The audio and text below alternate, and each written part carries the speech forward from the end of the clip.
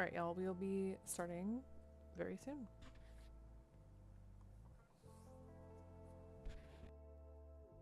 Sweet.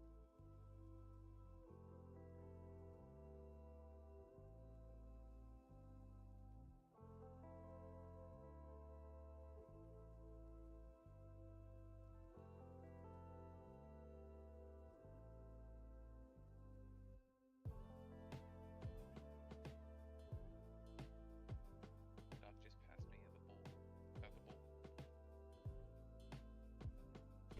The bowl. The bottom of the cyclone. Yep.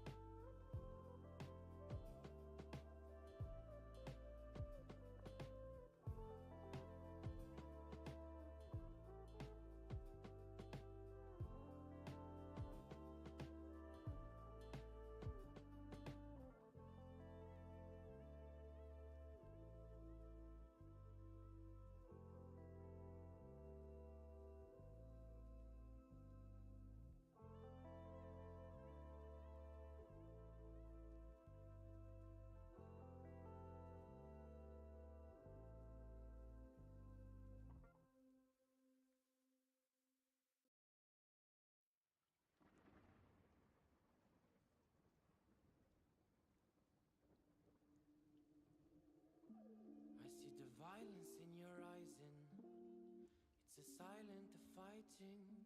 I see the lies in their mind and you can't decide cause they only blinding.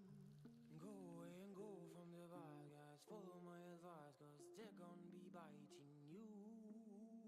They're gonna kill if you let them through.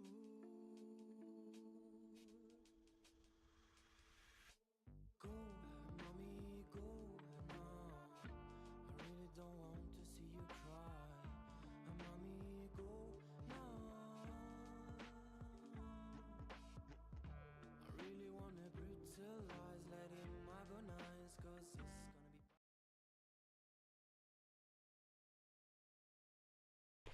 All right.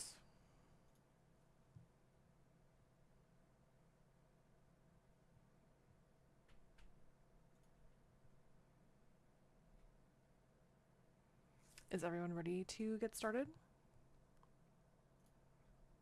Yeah. Okay. Hell yeah. Yep. Okay. And then for those who want to, you can turn on your webcam if you so wish to. If not, no worries.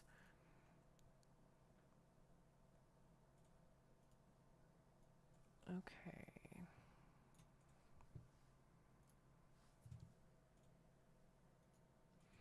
So last session, we essentially returned from an unknown world that seemed to be somewhere in the middle of space. After being harangued by a very condescending female dragon, um, you all return. Delphine comes into focus as a portal drops you back into the lab. You can see that she is covered in blood. Bodies are scattered everywhere throughout the lab. You can make out that some of them look humanoid, some of them look more animalistic. Her sleek fur is just shining under these harsh overhead lights of that lab, and her wings are spread out wide, just streaked with blood and trembling as if she's just been exerting the shit out of herself. She pants really heavily, and her purple and red eyes start glowing with a mix of defiance and exhaustion. Um, you can smell blood in the air. It has this weird ozone smell. As you stand there, you can see as she just keeps flexing and unflexing her claws. And as you guys land on the floor, her ears twitch at the sound of your arrival. For a brief moment, she seems ready to pounce on you. Her wings arch defensively, and then suddenly recognition flashes across her face and she relaxes. But you can see her tail just lashing angrily behind her. Whew, you're back, she says in this low and gravelly voice. I can't hold all of them off alone. More are coming, stronger ones. She's like, this is not over yet. She gestures with a bloodied paw towards the far end of the lab where you start to see these heavy footsteps echoing towards you, closer and closer. She looks to each of you. Her eyes are blazing with a mix of desperation and trust. Will you stand with me and fight with me? Promise. I promise you this is the right thing to do, no matter what they say. I mean, Meliodas just kind of smiles, flexes his wings, pulls his glaive off his back, and slams the end of it onto the ground. Says, well, that's what I fucking came here for, right? You can see relief like flood her face. She kind of looks to each one of you. And I just want to make sure y'all hear me real quick. Yes, we can hear you. Let me okay, turn you we're up good. just a little bit, though. I know it's quiet. I don't have my normal headphones. There we go. And Jax gives his silent nod as if to say, yes, I will stand with you. Delphiane shakes her head really quickly. I hate to do it, but Archie screams. Delphine's not phased. She's absolutely not phased. But Damn. I'm gonna have to, yeah. Can Okay. Let's have Meliodas roll for. Hold on a second. So let's have Meliodas roll for like a Constitution saving throw.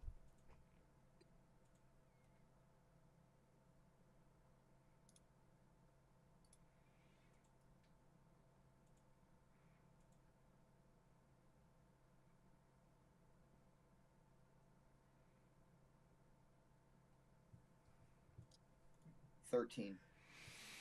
And unfortunately, the shoulder that you're sitting on, the one that poor Archie has just blood-curdlingly let out a scream, you're now deafened in that ear, and you have a Calibex debuff.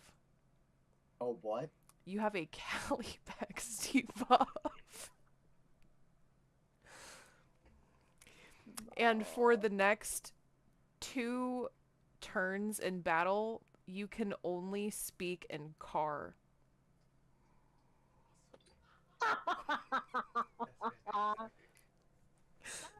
Beautiful.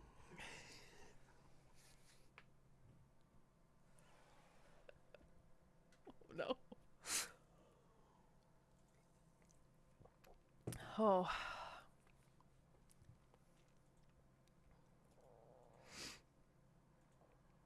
Honda Accord.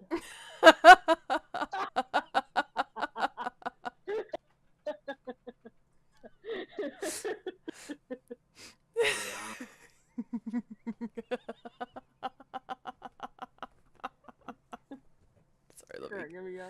let me compose myself. S10.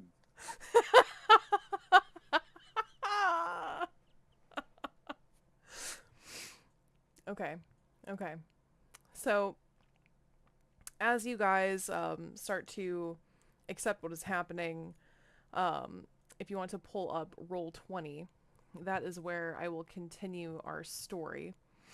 And for those of you who are just listening or have yet to be introduced, just hang tight. And then if you have any questions, feel free to like DM me on this side. And then if I'm not if you're not catching my attention, feel free to say something. Um, so we are essentially back in this portal here. Um, the area is in front of you. You see where Delphine is essentially her wings are stretched out. She's dripping in blood.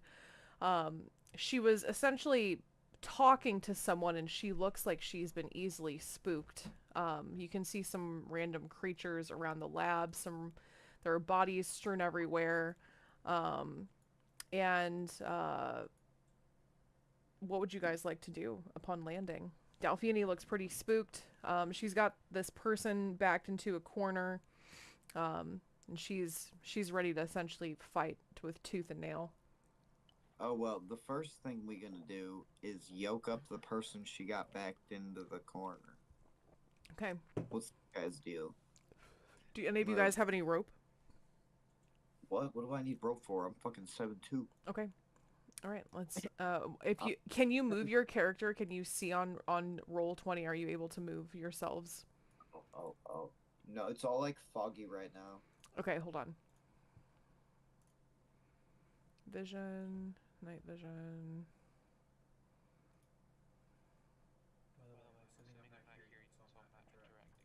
All right. What about now? Can you see? No, it still looks. It's like got like this gray fog over the area. So zoom in and then go down a little bit because you should be able to see where you're at. Let me see. So if I turn on the dynamic lighting and if I preview it as your character, so let's see. You should be able to see like, yeah, there's some like gray clouds and stuff, but if you pull up my stream, this is what it should look like as you. So you may be too far zoomed in. You may need to zoom out, maybe. I'm all the way zoomed out. Okay. I've zoomed out and zoomed in to like see if there's a difference, and there isn't. All I'm seeing is the same. So I can actually move mine and like see further. I just have to. I like zoomed in on it. So, but like I'm only moving like a small distance, so I don't. Oh, I understand. It didn't save that it was. What about now? There we go. I see things. It didn't save that it was controlled by you. Oh yeah, that's perfect. It's working. Okay. All right. Let me. Oh, that would be why. Okay, so I'm assuming this is Dal. No, Dal is right here. Dal. Okay. Guy backed into corner. That's the sketchy dude. Yeah. Sketchy dude. Oh wait, That is Archie.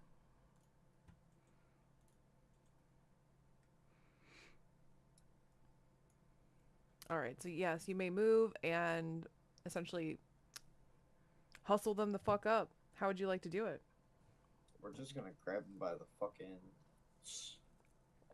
collar of their shirt or whatever the fuck they got on. Okay. They're dressed in a lab coat and some like khakis. They do have like a stethoscope around their neck. Right, so I'm just gonna grab them Okay. and pick them up off the ground. All right. So what do we want to know from him? Like, and Meliodas will look over at Dal and like, what do you want to know? And Dal, as she starts to essentially start to ask a question, all of these people just pop out of nowhere and surround you guys. Around? Mm-hmm. Meliodas. is But gonna let out. you see all of these also little tiny animals come in. And they're kind of like some of them are chickens, some of them are walking around all over the place. And you see one of the chickens get stepped on by one of the soldiers, and it bursts open and transforms into a phantasm, and it starts to absolutely like scream and wail as it transforms. It looks like a very painful process. And that animal looks rabid now.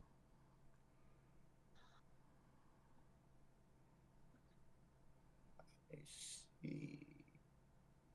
Can I tell if these are Archie- my chickens or random chickens now that we're back in Oz? Do you want to roll for some perception? Yeah, now that you're Yeah. back in Oz, you can definitely tell if those are indeed your animals or not. Yeah, I think that's definitely gonna determine. Shit. That can't be right. Do you want to move Archie, Doc? Oh, yes. Sorry, Archie was Yeah, you'll have also to move on me for me. your shoulder. Roll 20's not working. No, that's okay. It's been poo-poo lately. You could give me Here. Oh, yeah, that's smart. so then because then I can just move us both at the same That's time. smart. Okay. Perception of wisdom. So There we go.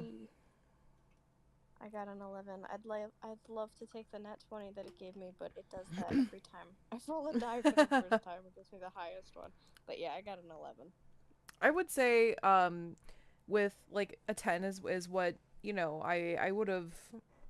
I would have expected from someone who knows their animals well and takes care of their farm well. You can definitely tell that yes, these are your chickens, and you actually recall, as you're thinking about it, there have been an odd number of animals that have like mysteriously gone missing, and with your conspiracy theory thoughts, you thought that they were maybe getting abducted by aliens, or maybe that, you're in the great farmlands with coyotes, little creatures that prey on farmland animals. So sometimes you didn't even think about it if you weren't, cracking out about your conspiracy theories.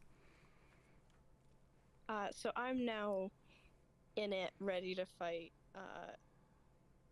If I keep thinking in my head, I go into a rage, but I know bards don't go into rages, so I just look very angry. Yo, listen, just because bards don't do that as a natural thing, some of us do play like anime characters. Well, I go into the bard equivalent of a rage. Maybe Okay. I angrily start singing. I don't know. Okay. You can angrily start singing. I angrily start singing like "We Will Rock You" or something. Yeah. It's like a really like all of a sudden out of nowhere you. Yeah, you read my fucking mind. This is why we're together. So I literally like stand like as you guys are sitting there, you hear this absolute shredding metal guitar come through some unknown speakers in this lab, and you just hear Archie go like, "Buddy, you're no da da da da da da da da. I'm gonna be a big man someday." And then you just absolutely just hear them just bust out this absolute the most baritone screamo voice that you did not expect from a halfling individual. Oh yeah, I forgot. She does growls on a metal band in this Perfect. thing. Absolutely fucking perfect. So she just absolutely just starts shredding it, and like no vocal fry, you can tell that this is a professionally and classically trained screamer. Hell yeah. Meliodas, you gain bardic inspiration.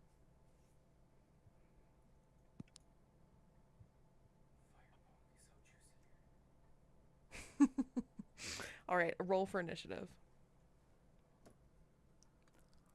Is this an everyone thing? Yes. Okay. Okay, this one's real. Of course I get a nat 20 when it doesn't freaking matter. Yeah, nat 20. Awesome. Okay. Let me pull up the roster real quick.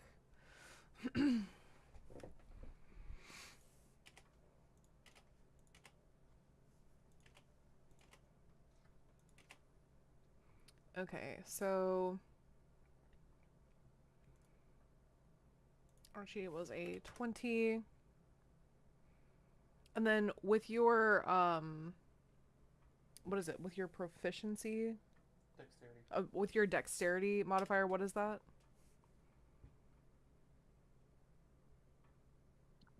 You know. Dexterity is +2. So 22. Meliodas is a 5. Let me roll for Dal real quick. Miss Dalfiani. I don't need to do this, do I? No. I didn't think so. I'll go drink water. I'm rolling with Miss Opal's dice. Okay.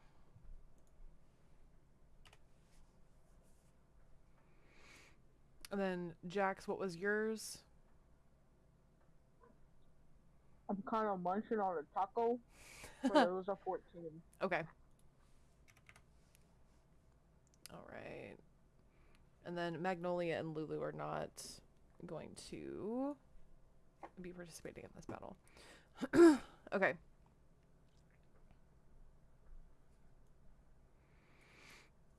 And then, let's see.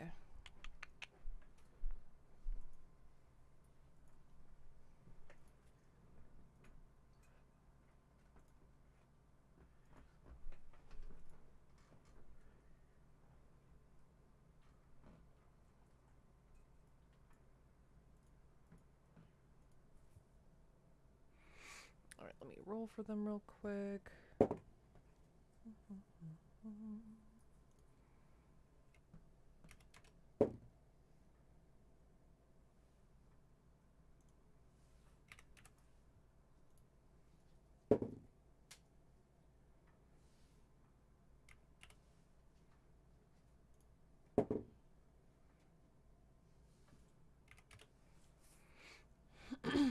Okay.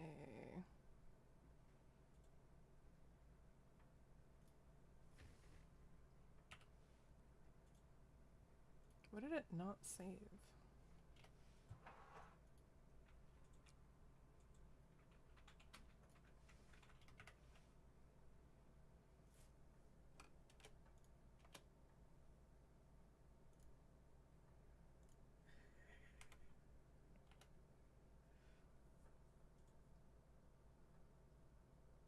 Archie, yours was 19? What was 19? Your, I think it was 17? No, 22. I'm sorry. I don't know why it didn't save. There we go. Okay.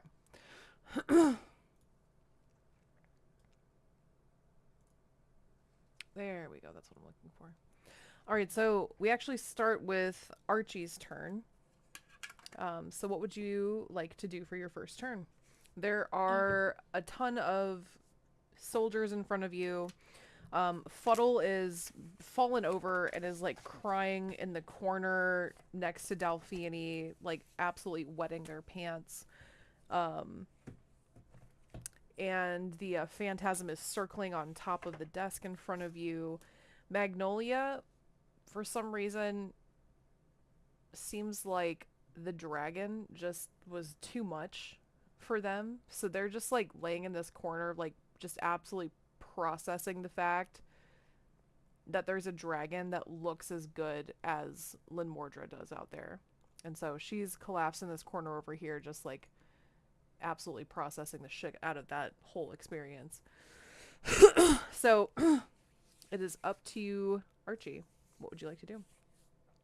I feel like normally I would act differently, but because I just watched my chicken get murdered, can I see, like, I obviously saw who stepped on the chicken, right? That asshole was this person right here. I can't see the Oh. thing, but I'll assume Yes. how far. They are approximately about 15 feet in front of you. Okay. So I think I miss all my level 5 spells. I don't have much left, but I think what I would like to do is I'd like to conjure a mage hand and have it take my dagger and as stealthily as possible try and stab that guy. All right, let's roll for that. All right, what would that be? So let me Would pull that up be- let me pull up Mage Hand real quick.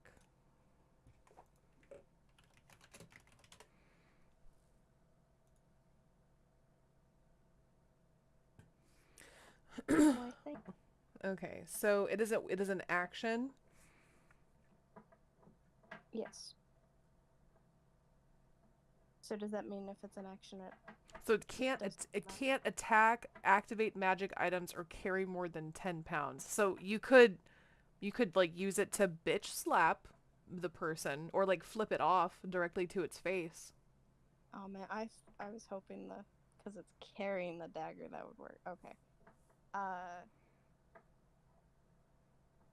You know, that bitch Oh, wait, like wait. kicked one of your chickens. I could allow, if you roll high enough, that magic hand can still hold the dagger, which weighs under 10 pounds, and just happen to glide very close to the soldier. Or Exactly. what if the hand dropped the dagger right above the soldier? I could be down with either one of those. I could be persuaded with a high enough roll. Okay, so that would be Let's the d20, or would I add anything to it? I would say it would be a d20, and let's do a, I'd say probably like an athletics. Gonna be acrobat. Okay, you can persuade me to acrobatics, yes. Okay. Alright. See, this is where I need the nat 20s, not for freaking initiative. Damn it. I got a 10. A 10. Okay. Okay, so I will say that you do drop the dagger, and though it does no lethal damage, it does land straight into the shoulder of the soldier, and they do take... Oops, if it will let me actually... Please, let me move the token.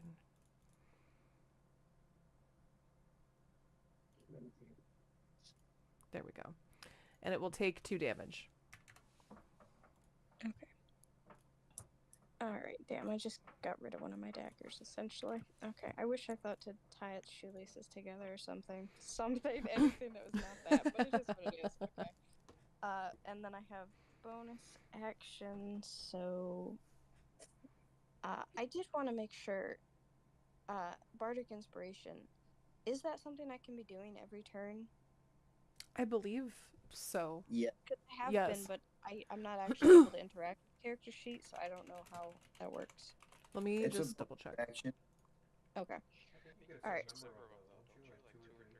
Level 1? What's that, Edgar? I said, don't you only get like a certain number of them though? Like maybe 2 or 3 No, on they. level 1? I believe they changed it to. So it says, you can inspire others through stirring words or music. To do so, use a bonus action on your turn and choose one creature other than yourself within 60 feet who can hear you. That creature gains 1 bardic inspiration die, a d6.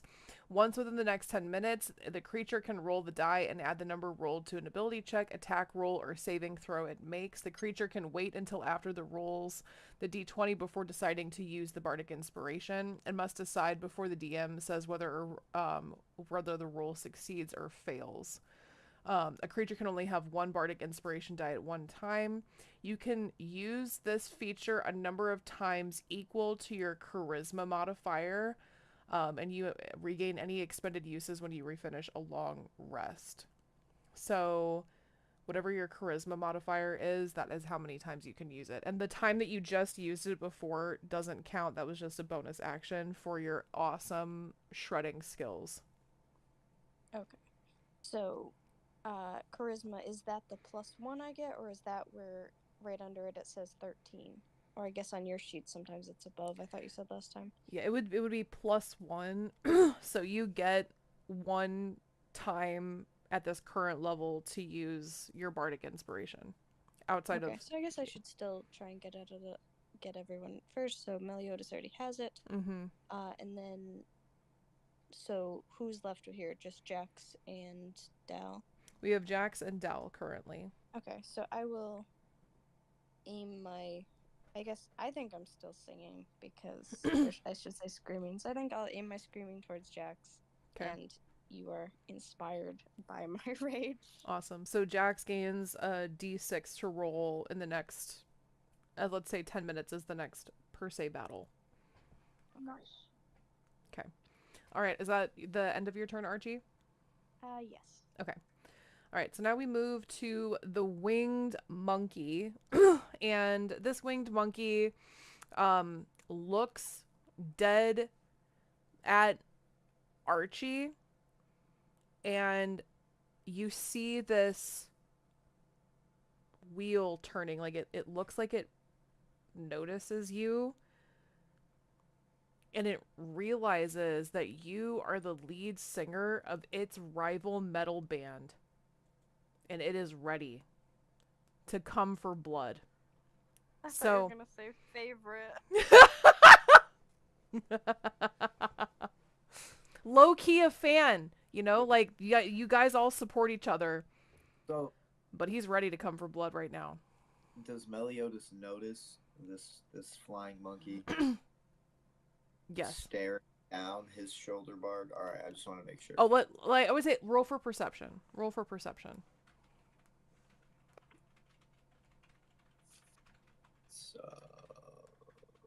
It's 16. Yes, you do. Bet. Okay. Okay. So this monkey produces an electric guitar, which he leans over and plugs into an amp that you just noticed that was sitting there.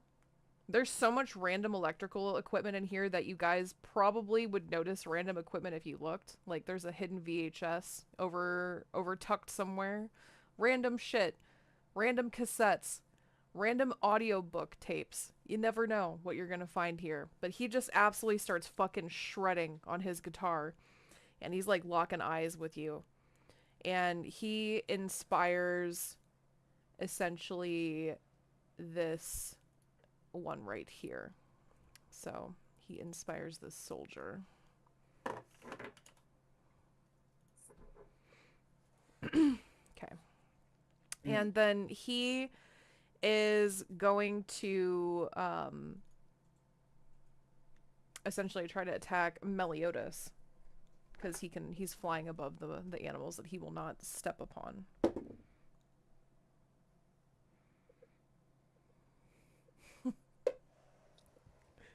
Dude, my fucking monkey rolls are like not on like what are they doing to these monkeys? Because like They're drunk.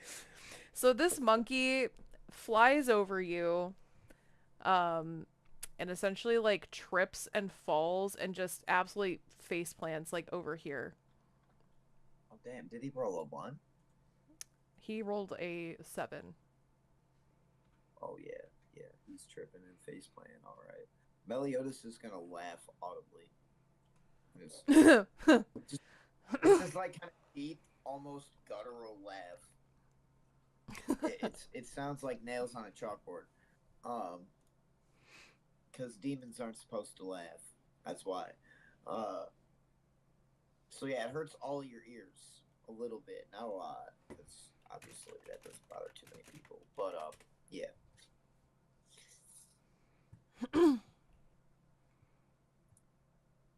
Okay. All right. So let me pull that up. So that monkey is just laying there absolutely humiliated. He didn't take any damage, but his ego's really hurt. Then this turns to the soldier.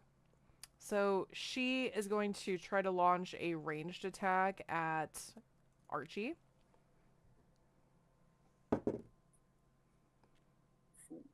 And Archie, remind me, what is your armor class? My armor class is 12, and just letting you know, I have 11 hit points total. Okay, I will keep that in consideration.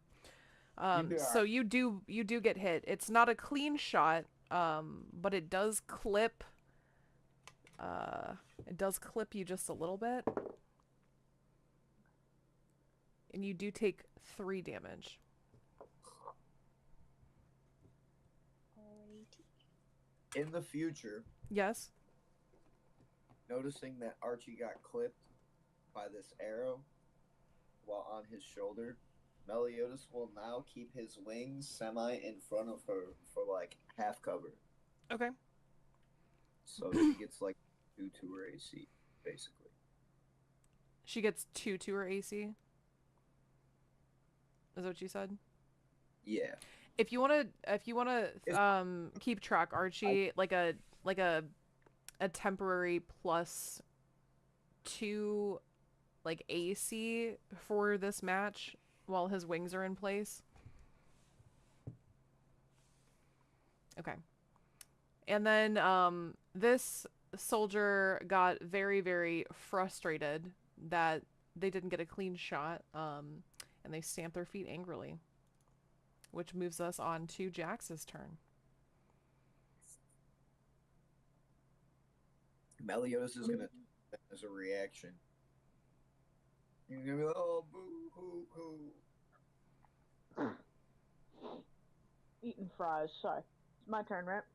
Yes. Whoop. Whoop, whoop.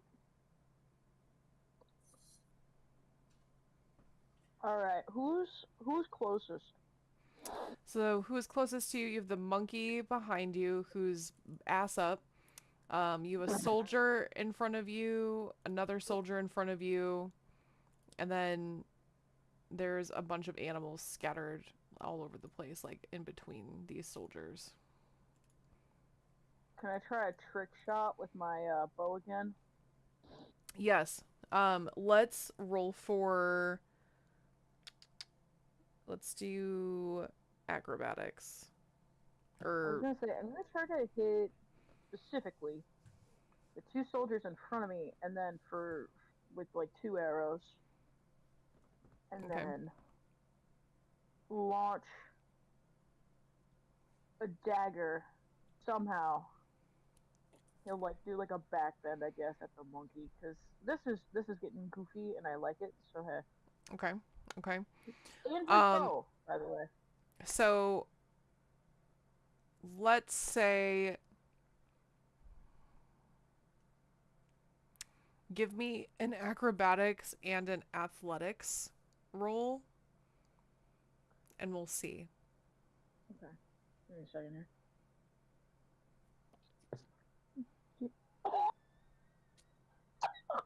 I could hear the wheeze from here.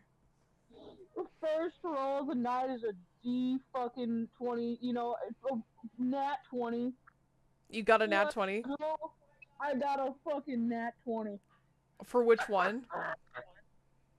That was my acrobatics. Okay. It's a 24. Okay. Let's roll this again. I like where this is going. Second one is... I can't add. Also 24, but not net. Okay. Okay. So you do succeed in this. I will let you shoot 1 arrow and then have like a athletics dagger toss for a bonus action. And you somehow miraculously, with your sneaky bug-like ways, you essentially hit a trick shot which bounces off of the first 2 soldiers, and the button buddy's crown lifts you into the air as you do a backflip somersault and just absolutely stab the shit out of sorry, my brain just absolutely shut down. The winged monkey's back. You just absolutely stab the shit right down his spine. Let's roll for that damage. Okay. So how... So we do a dagger, and then a bow, and roll for the damage for each. Give me 1 second here. I gotta pull up this sheet. You hear something, like nothing you actually hear in the room, but you hear something echo from the depths of your memory. Sick backflip, bro. God, never gonna live that down, man. The I don't poor want guy. about not living things down, okay? Okay, so radiant spider on 4. Oh wait, hold on. Okay, Let me retcon real quick. While you're rolling for that damage, as you take your wing to cover, um, Archie, I need you to say a vehicle phrase because of your calibexiosis. Say Nissan Rogue. Okay. Okay. Okay. Well, Okay. Okay. Arrows were 10. Okay. Oh my god, these dice. What is happening? you Sorry, choice. dagger was a 10. My bad. Oops. Okay.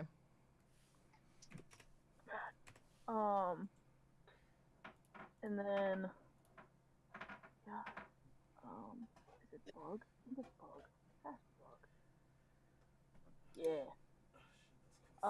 And then the arrows were a 12. Okay. So dagger was 10, arrows was 12. Perfect. Okay. And then that, is there anything else you wish to do on your turn, or can you do? You want to move? You want to do anything? For flavor, is it dark? It's dark in this area, right? It's pretty lit, actually. There are fluorescent bulbs that are really bright and nasty overhead. And specifically, your character notices that these lights have not been cleaned in a significant amount of time, and there's a horde of dead bugs in the light fixtures, which seems to really irk you. Ooh. Yeah. I'm just gonna like point at the dead bugs, point at my eyes like with 2 fingers, and point it right at like all the enemies, and he's like, "I'm coming for your ass," Yeah. basically. Okay. Okay. And the light is going to bounce off of his shiny armor like a beetle would. Okay. So you guys get a little scale light. It's kind of like turning into a disco party. Okay. The more he moves. So I like anyway. it. I, for some reason, am picturing the angry monkey, but except of the angry monkey, the angry beetle. You know what I mean? Absolutely. Yep. Okay. All right, that brings us to this soldier's attack. She is really pissed because she is hurt as fuck. And so she is going to fire an arrow right at Jax again. And so, Jax, remind me what your armor class is. It is. I'm getting there. An 18. You said an Ooh. arrow, right? Yes. And she actually tries to hit you, and her shot chinks off of your armor and actually lands right into this monkey's bum hole for 8 damage. Holy And this shit. monkey is just absolutely howling now. Oh, the monkey just got sodomized. Of course it's out.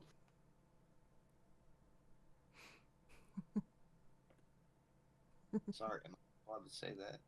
You are, I think so. Oh. I'm not sure. Like, I'm like, wait, is that okay to say? I don't know. Low key, I don't know. Listen, system of a down said it. Fair. All That's the right. only what that word is. This soldier moves a little bit past and tries to kind of come over here and start consoling the bum monkey, the bumhole monkey. God. Which moves us to the phantasm. and they are absolutely like puffed. During their turn, they like puff up um, just a little bit and try their best to attack Delphiany, which they grossly fail. So this phantasm tries to essentially be as fierce as Dal and does a really bad job and ends up absolutely befuddling everything and falls a little bit right behind Meliodas, between Delphiany and Meliodas, and just That's a flounders. good spot to be in. It starts to like tremble as it sees that giant 7-foot figure in front of it. Like, yeah, but then Dale's on the other side, and Dale's scary too. Dal is like covered in blood and like absolutely just staring it down. All right, and then this soldier attempts to hit Meliodas. And your armor class was an 18? Mine is 17. Okay.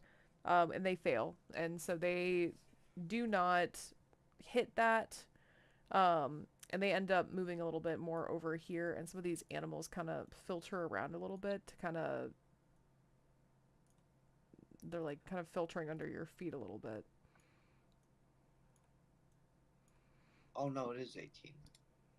Okay, I don't know why I had it in here as 17. Because I can't add. And then that moves us to Delphine. And Dal is absolutely livid. Sorry, it's a little fuddled up in here. So let me move that out. And Oh, so wait. The critters aren't hostile? the little small animals are not hostile. They are Archie's animals that have slowly gone missing over time, that they one time thought maybe was a conspiracy theory or just, nature's natural cycle, but it is indeed not the case. Okay. Just wanted to double check, that's all. Oh yeah. So this crazy Delphine rolls to attack with at this point she's like foaming at the mouth, mad, and for some reason the Meliodas just kind of gets this feeling that the beast is not too far underneath the surface. And she's like excessively foaming at the mouth. And she rolls a 4, which doesn't really hit anything. But because she doesn't have a good roll, you do actually start to see like her face starts to shift a little bit, and it's not as cat-like as it was before. It's more mountain lion, saber tooth like, and her eyes look a little unhinged, just a little bit, and she's kind of twitching a little bit, and she kind of hops back here a little bit, and that is the end of her turn. So, Meliodas, who is grinning like a fucking fiend right now, watching Dal do what she's doing, because he knows what's about to happen, and he quite enjoys the show. Is going to pull a notebook out of his pocket somewhere.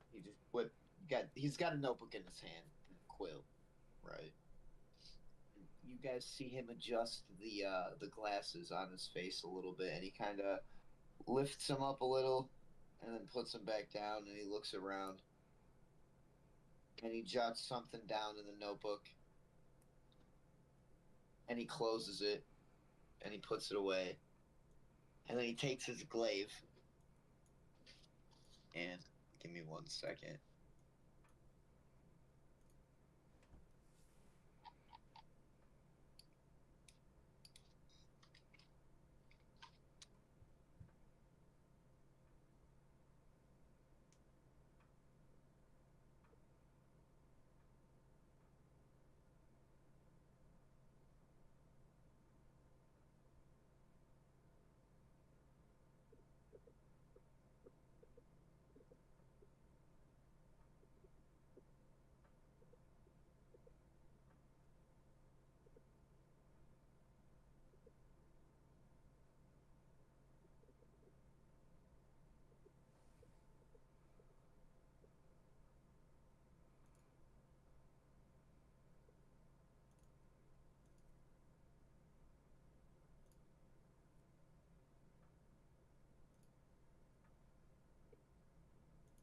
I wonder if I can rename this one as the bitch that, like, the the target. Chicken trampler. Doc, check my chat.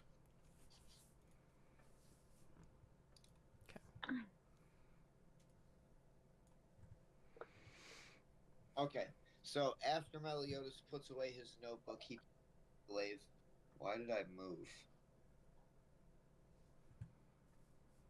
Okay. There we go. And then can you do a, let's do a wisdom saving throw for that roll.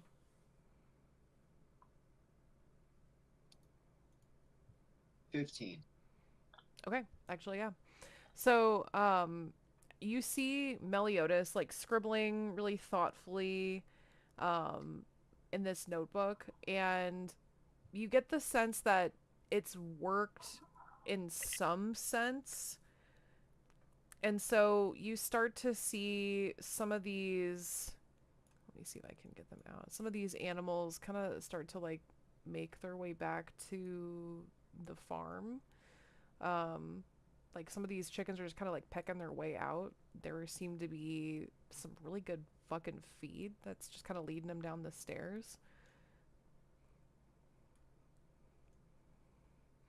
And surprisingly, this phantasm starts to just absolutely like shake like crazy, and it pops back into another small animal and starts to make its way back, and it like kind of lovingly like chirps at Archie as it goes past, and you can kind of see like it has these like heart eyes, and you just have this feeling that like this is going to be a really good chicken. A really good chicken. And yeah. Which leaves us to, I believe you have an attack ready as well. Or left. Oh, yeah. Yeah, I do.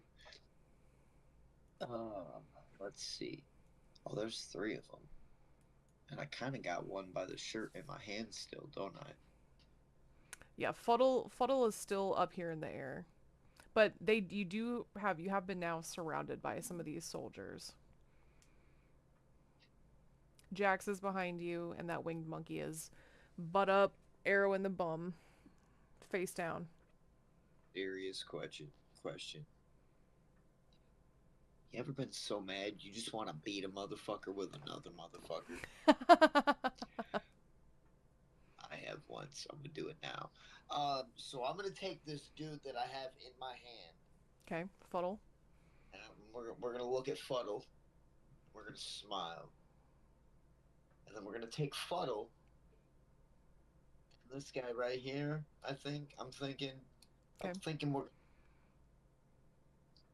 Like smack the shit out of this soldier with Fuddle. yup. You gotta give a one-liner for Car. Yeah, you've got Come to. on. Okay, so you got to roll for it. So let's roll for it and see if it hits.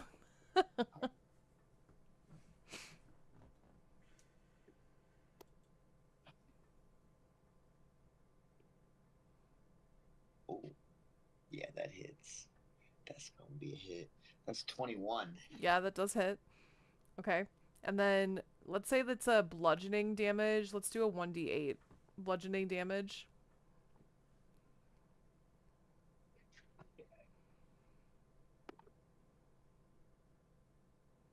3 plus 3, 6. Okay, 6. So 6 is the damage that Fuddle takes just from being flung around like a meat suit. And then roll a 1d12 for what the soldier takes from being smacked by a human body. 9. Okay. So Melly guy in the air, and he looks around and he sees his gaze falls on this guy, and he smiles, and he turns to him, and he takes Fuddle, and he just rails Fuddle into him, and as he does,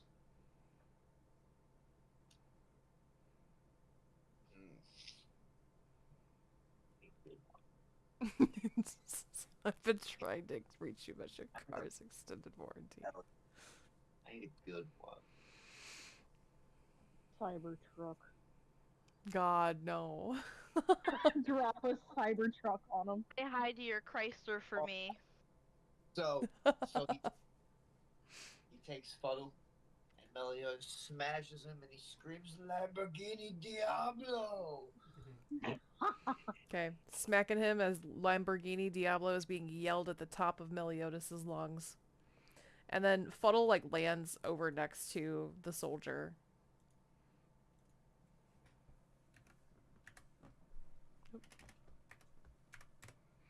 There we go. Wait, that's 2 times, right? So I'm done with this shit now. Yep, so you're done. You're done with your turn. Would you like to move at all? No, they're all right here next to me. I ain't gotta go nowhere. Okay. And then as you yell the last phrase of the vehicle, your calibexiosis seems to resolve, and you now can hear again with both ears, but also have a very deep appreciation that while one ear may not be working, it still counts as a deafness, and therefore a disability that should be respected and appreciated. I thank you. Okay. Moving on. So now we move to, let's see, Archie's turn. Okay, so I obviously can't see the thing, so is it still... There's a bunch of people, no one's died or gotten down or anything, right? No one's died, but the soldier in the middle is looking pretty bloodied, as is the one off to the side. The winged monkey does not look very able right now. It looks like a little tattered, but it's still pretty good for wear. Okay, so two soldiers, or are there more than that? There are 3 soldiers and the winged monkey, and then there's just the limp body of Fuddle laying face down on the ground after being Okay. Hulk swung in the air. Okay, so I think I'll cast Bane. Okay. Which up to 3 creatures of my choice. They have to make a charisma saving throw. Okay. Whenever a target that fails this save may attack. Okay, so I pull out my second dagger, and while making eye contact with the guy who hurt my chicken, It's this one, the 7 out of stab 18. very foully into my hand so I can get my drop of blood. And then I cast Bane on... I guess I'll do it on the 3 soldiers. Okay, so let me roll for their charisma saving throws.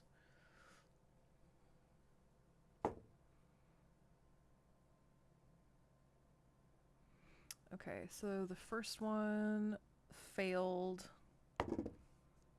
The second one also failed. And the third one critically failed. So the one that critically failed was the one that you hate. So it's actually like a...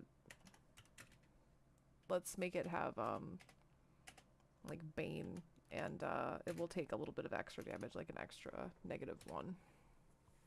Cool. Okay. And that... Do you have that pulled up, or do you want me to say what it does?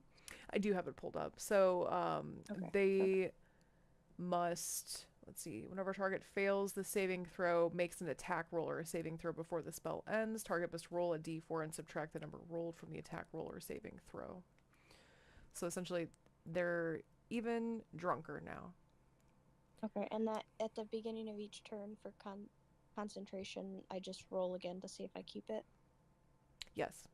Okay. Perfect. And then for bonus action, I will cast Bardic. Oh, yeah. What was that? Yeah, I was gonna say, if I may, usually concentration is more so based on if you get hit while using a spell that's requires concentration. Okay. So if somebody attacks you then. Yeah, but it is your show, Doc. I was just I would given say the. I would do attack then, because that way you don't have to keep it up for so many times, and it's only if you get specifically hit then.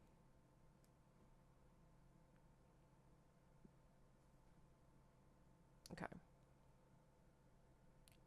All right. Did you want to do anything else, Archie? Did you want to move? Did you want to stay? Yeah, I will give Belle bardic inspiration. Okay. Maybe she saw how intimidating my blood finger prick was. Now she's inspired. She's inspired. The smell of blood makes her lose part of her claws. And you can see something like glistening really deep underneath where the claws used to be. Cool. And that's all I want to do. Okay. All right. And then that moves us to the winged monkey, who is still absolutely crying. So I'm going to see if I can roll for them to see if they can un-arrow themselves. And yes, they can. So they do remove the arrow, and they get up. And they're very angry at this arrow, and they are angry monkeying back at Jax at this point. And they want to attack. So let's see. God fucking damn it. Opal's dice, like, does not like these fuckers. Like, Opal, chill.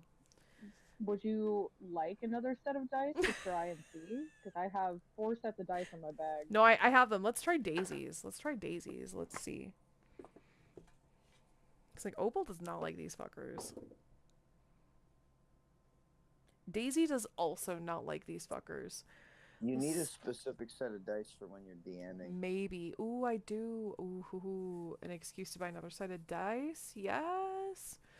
Well, because we don't make excuses to buy more sets of dice. There's always reason. Exactly. For dice. Exactly. So she, or this winged monkey who is reeking of misfortune, tries to swing at Jax and falls again and lands over this way, on top of Fudd's body, and sustains just a little bit of some fall damage there. Which brings us to this soldier. And this soldier is feeling pretty bloodied. They're gonna try to swing at Meliodas. Usually. Which they miss and end up hitting the monkey for 1 damage. Just punched him straight in the face. That monkey has got some this shit. Poor monkey. I don't know what they did, but that ain't it. Which turns to Jax's turn. Sorry, was texting. Okay. So now that everybody has cleared away from mostly my backside, which is an awesome thing. Did not want to be stabbed in the ass. Nobody likes to be stabbed. Well, some people do. Most people. What? I was gonna say. Real quick, if I move to a different screen, is the stream still up?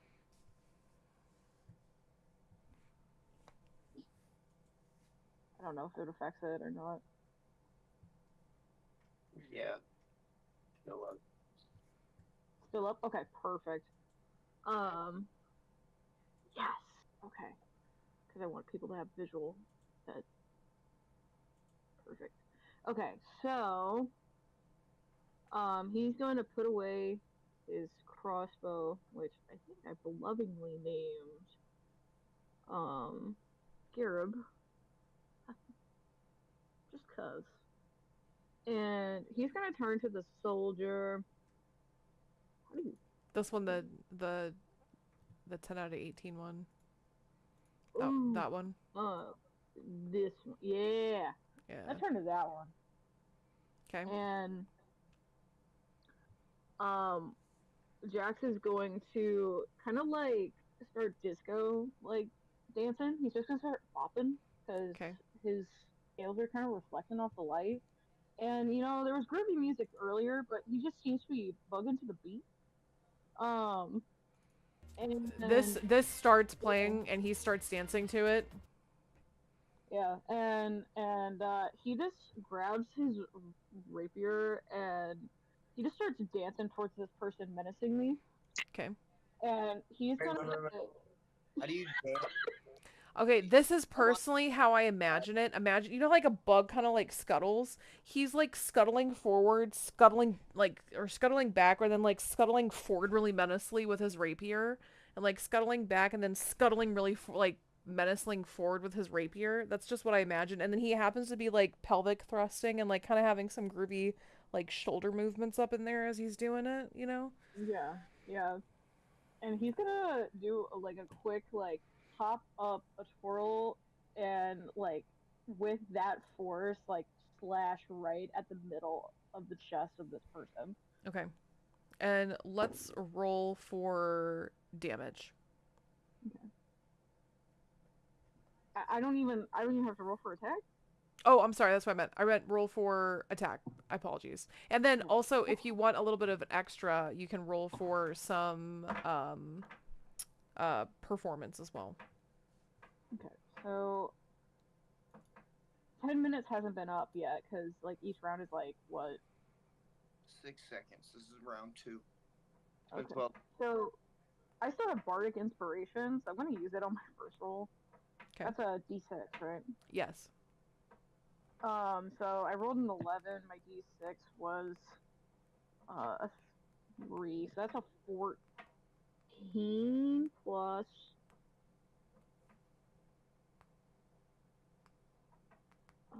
This is a melee, so strength. So 14 plus 4, that's an 18 Okay. for the attack. And you said a performance roll? Yes. Yeah. Okay.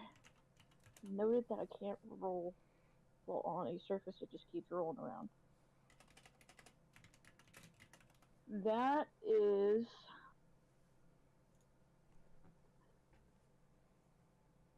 That is a 16 for performance. Okay. So you happen to disco move your way around this floor so smoothly that the soldier is caught off guard, and you stab straight through the center of them with your rapier. But feel free to add some flair if you would like to some of those disco moves. You literally just see the light glinting off, and he kind of becomes a disco ball when he twirls. Okay. And you guys watch his scales shimmer of his armor, and his red orbs kind of like go up and down inside of his helmet. So it looks a little wonky, a little goofy, but it's a little also very intimidating to this poor soldier. And you guys see his bright red rapier uh, flash around beautifully and right into the chest of the soldier. And he's just like coughing it up to keep dancing. And he kind of like pulls out the point and like the little hip dip move at the soldier to the left of Meliodas here. Okay. Okay. Like you next. Awesome. And then did you roll for damage for that yet? Oh shit! You're right. The most important part, right? I got so busy with flavor. What is that? Sorry, the light in here is not good. Oh, that's a sorry, what did I miss? I apologize. 13 for Jax, damage. 13 for damage. Okay, so you kill them. So feel free to explain to the group how you disco rapier slash kill this soldier. So he just like slashes this shoulder, right? And his scales are glinting, and he is feeling it. He's like, I'm gonna avenge my dead bug friends, and you could see it in his orbs. You can see it in his eyes. Okay. And like I said, he's just pointing to that next person. He's still dancing. He even throws in a couple of like pelvic thrusts, and he does like a little shimmy of the leg. You know, he's going at it, man. He's having a good time. Okay. You hear like as you're doing all of this, you hear kind of like da da da da da da like background music of Rasputin as he's essentially like slashing the absolute shit out of the soldier. It brings me great joy And to imagine how this is going. you hear like somehow the voice of Lindorna or I'm sorry, Lindmordra Lindorna. My brain. Lindmordra being like bug Sputin and she's just singing this song as full thrust as she can. And this poor Amazing. soldier just absolutely like explodes into a bunch of insects as you pierce it. Hell yeah. Oh no. There we go.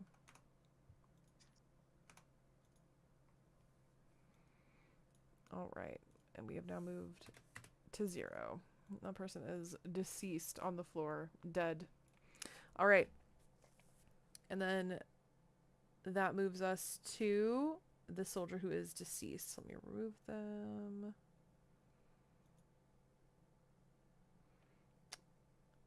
And then, oh, there we go. Okay, and then that brings us to this soldier down here who's going to try their best and attack Archie to break their concentration. Let's see. And they do actually hit.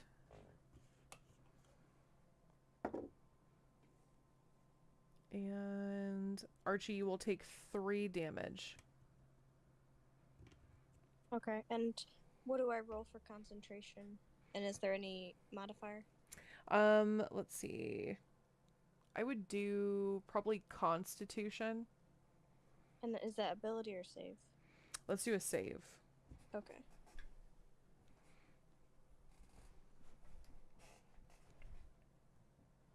$16. Okay. And your concentration does not break. You are still baning these individuals. Which actually, I apologize. Remove 2 damage from what I told you, so you only take 1 damage. Works for me. Because they are baned. Okay. And this one moves a little bit closer over here, which kind of allows this one to spread out a little bit. This one individual is looking a little bloody. This one is full health, and this monkey is still looking a little able to fuck with shit. Which brings us to Dal. Oh, I'm sorry, what was that? I was thinking out loud, I'm sorry. Okay. So Dal, let me roll for her real quick.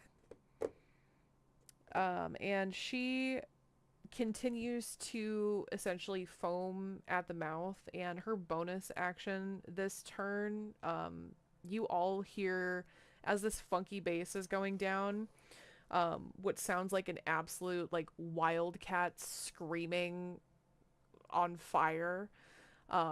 You see flames start erupting from Dal's mouth as these giant metal curved fangs essentially replace her old teeth. These giant metal claws replace the claws that used to be there. Her little tiny cat frame, which was the size of a normal cat, she has now grown to be probably the same size as Meliodas, if not larger.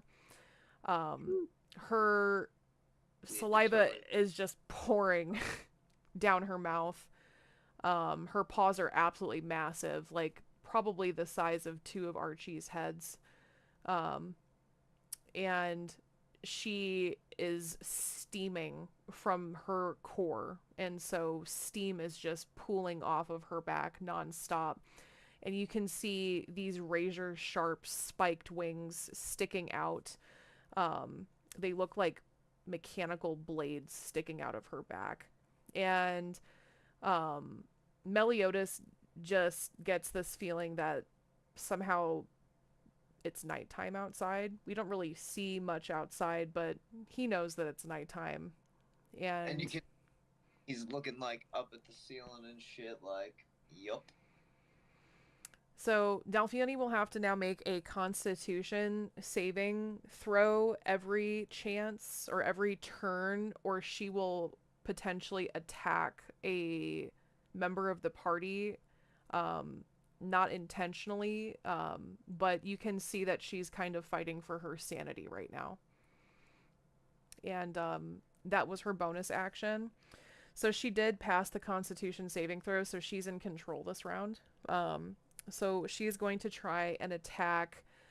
She's going to move a little bit closer. She's going to try to stay a little bit farther away from Jax, but approach this soldier over here. And so, let's see. I don't know. How does one delete on... Let's see. Delete. There we go. And so Dal is going to attack, and she is going to hit. She is going to use her metal claws to do a dual attack with her martial arts. Essentially, she's going to do her Fury of Blows. So let me roll for that real quick. 3 attacks. Yeah. Yep. So Fury of Blows. So Miss Dal. So she will miss the first one. She will miss the second one. Dang. Wait, what level is Dal? Dal. Oh, yeah. Dal's level 5. So 4 attacks. Okay. And then the last 2 will hit. So let me roll for the damage of the last 2.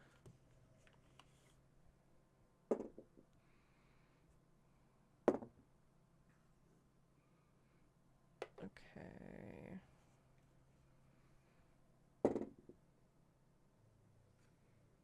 And so she hits for a total of 17 damage to this one right here. And that ends her turn, which brings us back to Meliodas. Would we like to take a break right now? I know we have some people kind of waiting. I can hear Edgar kind of snore a little bit. So do we need to take a little break or anything? Maybe get some drinks, go to the bathroom? I'm good. Okay. I got one shirt, so let's take a little intermission, and then I will bring us back soon. Sounds good. Oh, what does that mean? Alrighty, see you guys in a minute. Woo.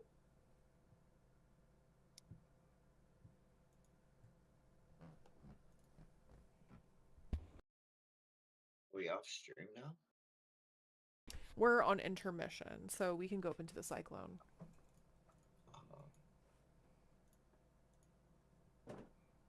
Very nice.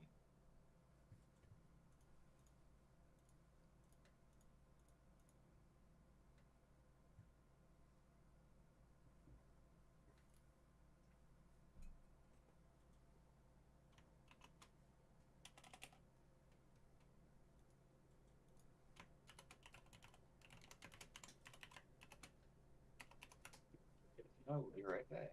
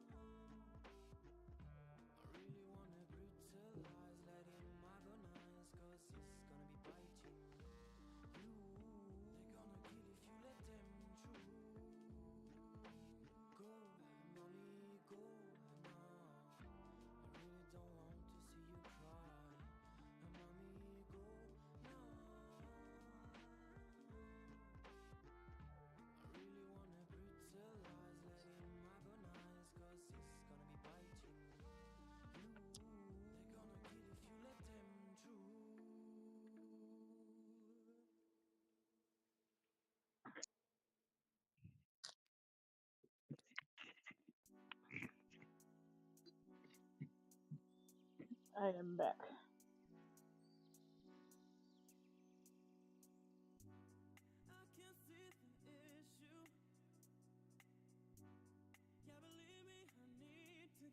Okay, are we all here? I am? For sure. Okay.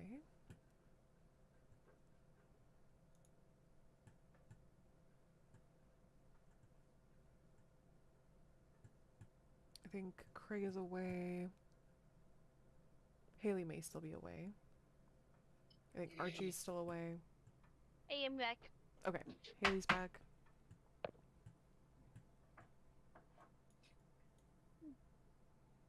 I got Rasputin stuck in my head.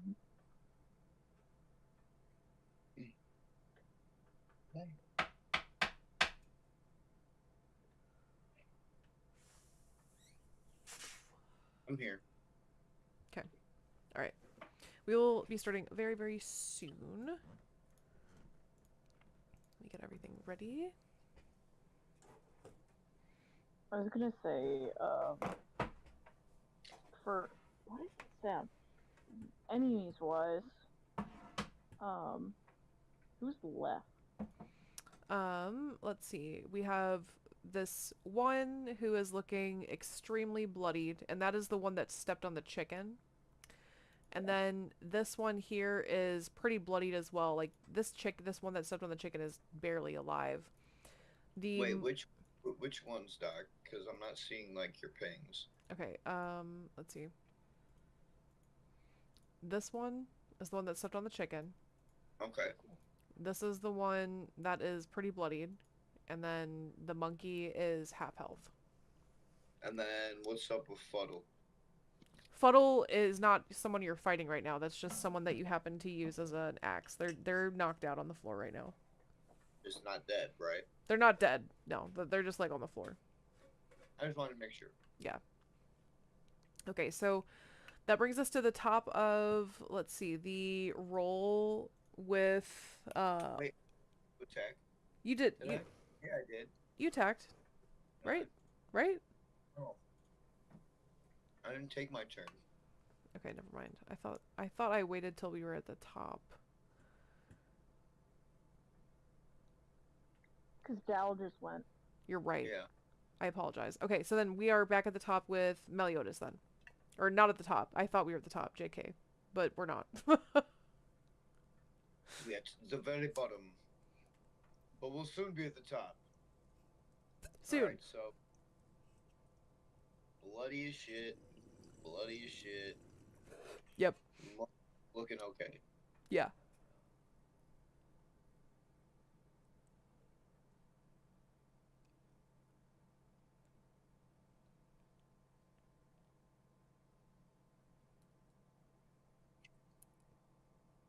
What do you think?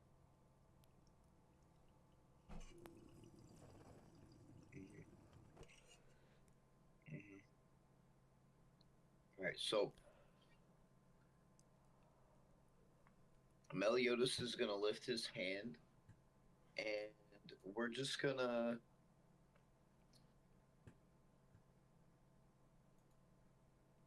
kind of reach out to the monkey with our anti-magic. Okay. Because we remember that the small flying monkey that we hit with that shit turned into like what was like a plush, wasn't it? Or something like that. Yes. So we want to do it to this guy, but without the violence. Okay. See, I would say roll for Arcana to see if you can reach out and touch this monkey with anti-magic. Gonna touch you. And that's a nat 20. Okay, so as you touch this monkey, it does not transform or do what you have seen it previously do with the monkey. However, you do see the arrow fly up from across the other side of the room and reinsert itself into the monkey's butt, making it take another 12 damage. God. So this is a strange monkey. And the monkey howls and is now face down on the ground again, crying. I see. I see.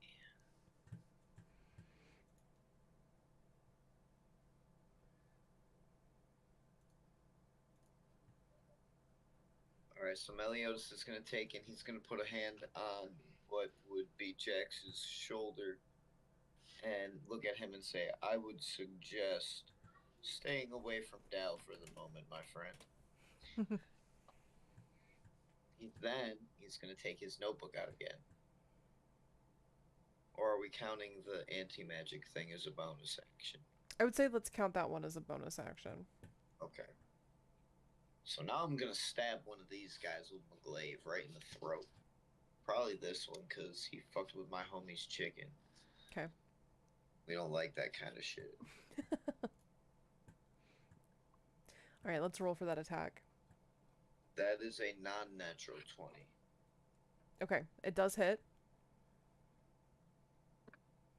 Glaive is on the...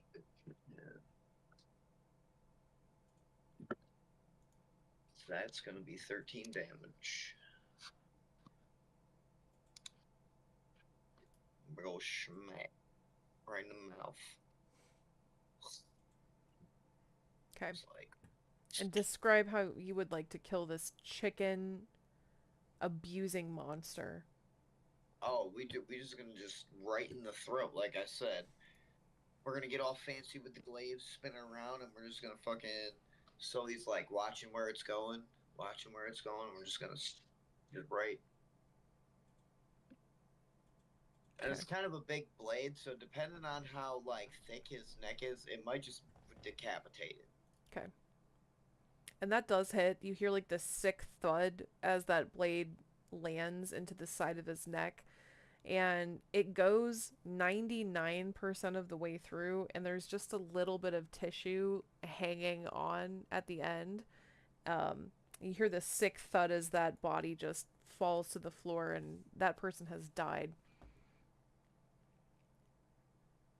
Hell yeah. Your blade is still lodged in 99% of its neck. So, yeah, we're definitely gonna like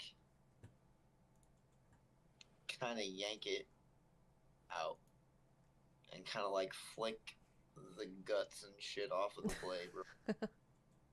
And accidentally, some of it's gonna kind of splatter up and like land on Archie.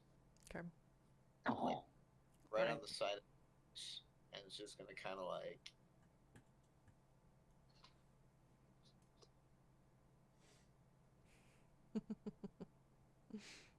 Okay. Perfect. Perfect. All done. Archie ceases clapping. Okay. All right. Is that all you'd wish to do?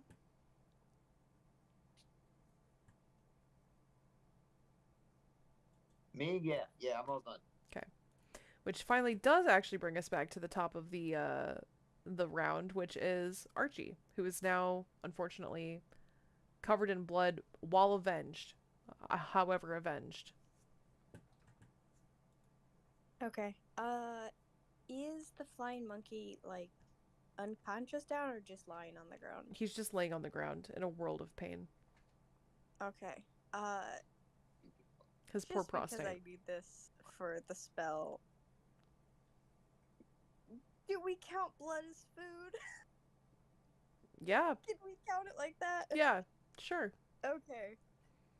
Then in that case, I'm gonna try and cast animal friendship Okay. on the flying monkey, because after you cast anti-magic, it's clear that this actually is a monkey, right? I was Yes. understanding that properly. Okay. So I'm gonna try and cast animal friendship on the flying monkey, so he has to succeed at a wisdom saving throw. Okay. So let me roll for that. And his wisdom or his intelligence is pretty damn low right now because he's just failed so hard today. Okay. I have that number. You may roll whenever you are ready. Okay, so I do a wisdom just ability thing? Let's see.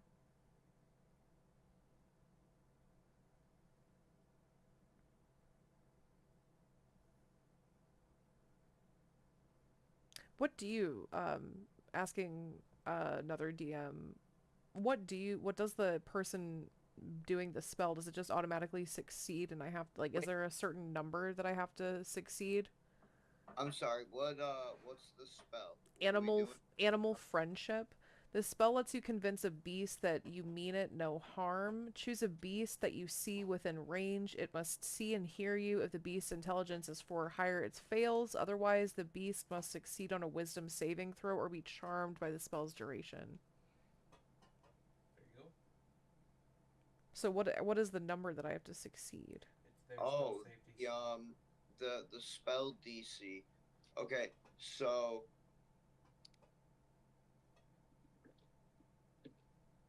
sorry, buddy. Calculating bard spell DC. It's 8 plus proficiency plus charisma modifier. Okay, so what is your proficiency modifier, Archie? Should be 2. Proficiency. So 10 plus 2 plus... My charisma for ability is 1, for save is 3. Okay, so 4. So 14. Or, Okay. no, 12. I think 12. Because it's 8 plus 4. So I would say it does not work on this monkey. So the monkey is, albeit a silly, goofy monkey, it is not tamed by your advances. Although it has this longing look at its eyes as it sees what you are attempting to do. That's sad. Yeah, it has this like Okay. longing look in its eyes, like it wishes it could. Okay. I know you have to move the mage hand with action, but if I could pretend that I just gave it a little pat on the head. Okay, you can gently like be like, I'm sorry. Yeah, he gets a little I'm sorry pat. Okay. I think everyone has been inspired and I don't have any other bonus actions. Okay. So Is it I once guess per round? No, it's Sorry. it's 2 times total until your long rest. And Meliodas got it for free right, I'm at out the of this beginning. anyway. Yeah. Forgot about that. Mm-hmm. Meliodas, what do you mean by stats? We'll talk about that later. Okay. Okay. So is that the Then in that case, end I'm of done.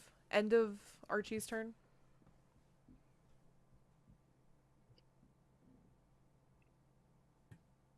Do you wish to do anything else? Say anything else? Oh, sorry, I muted before I said yes. Yes, Oh. I'm done. Okay. All right, which turns us to the winged monkey, who kind of leans into the mage hand just a little bit. And then you see it kind of like wince as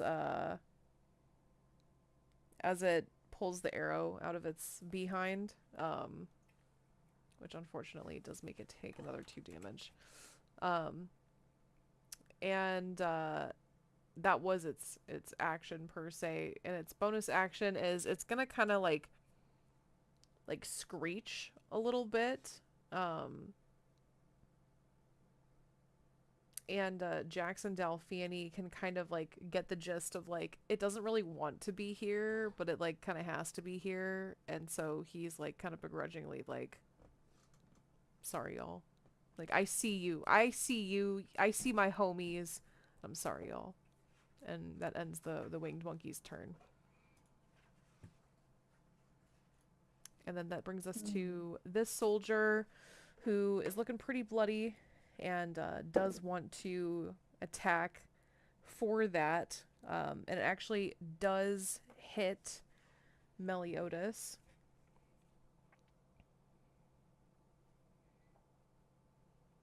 And let's see, it's this one.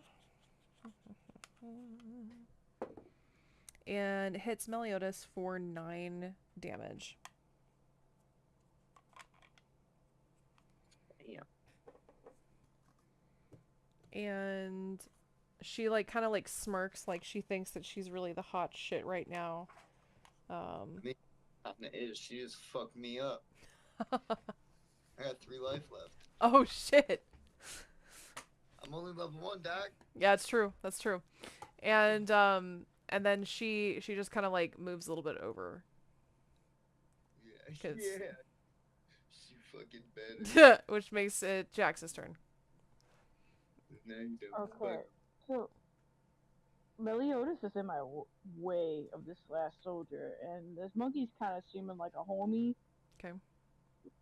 I want to try and communicate this kind of like a telephone, but I'm gonna communicate it through. I believe Archie can read sign language, right? Yeah. So Jax is gonna quickly look at Archie and clap, kind of like Rasputin does in his little dance. Okay.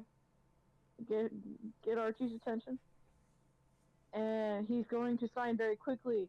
Give me a boost, and he points to Meliodas,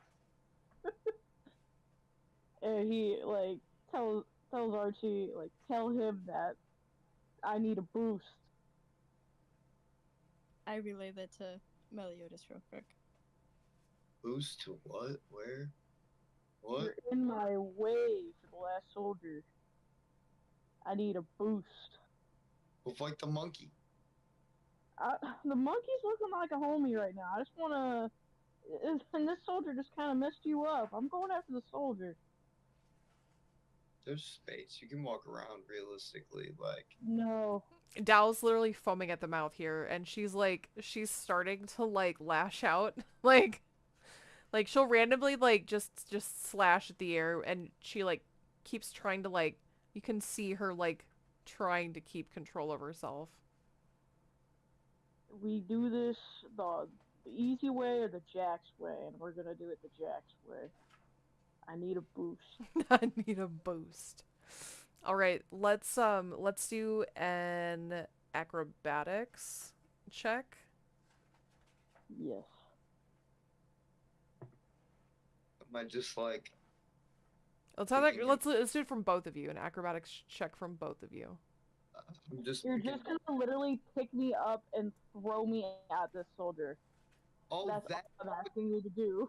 You see, You're like, now you're speaking my language. my language. Say that. And it's like, fuck yeah, let's do it. Yeah, I need a boost. I'm What's here. that mean? Yeah, roll it. My God. Okay. You said acrobatics, right? Yeah, for both of you. It was 20, but not a net. Okay. 16.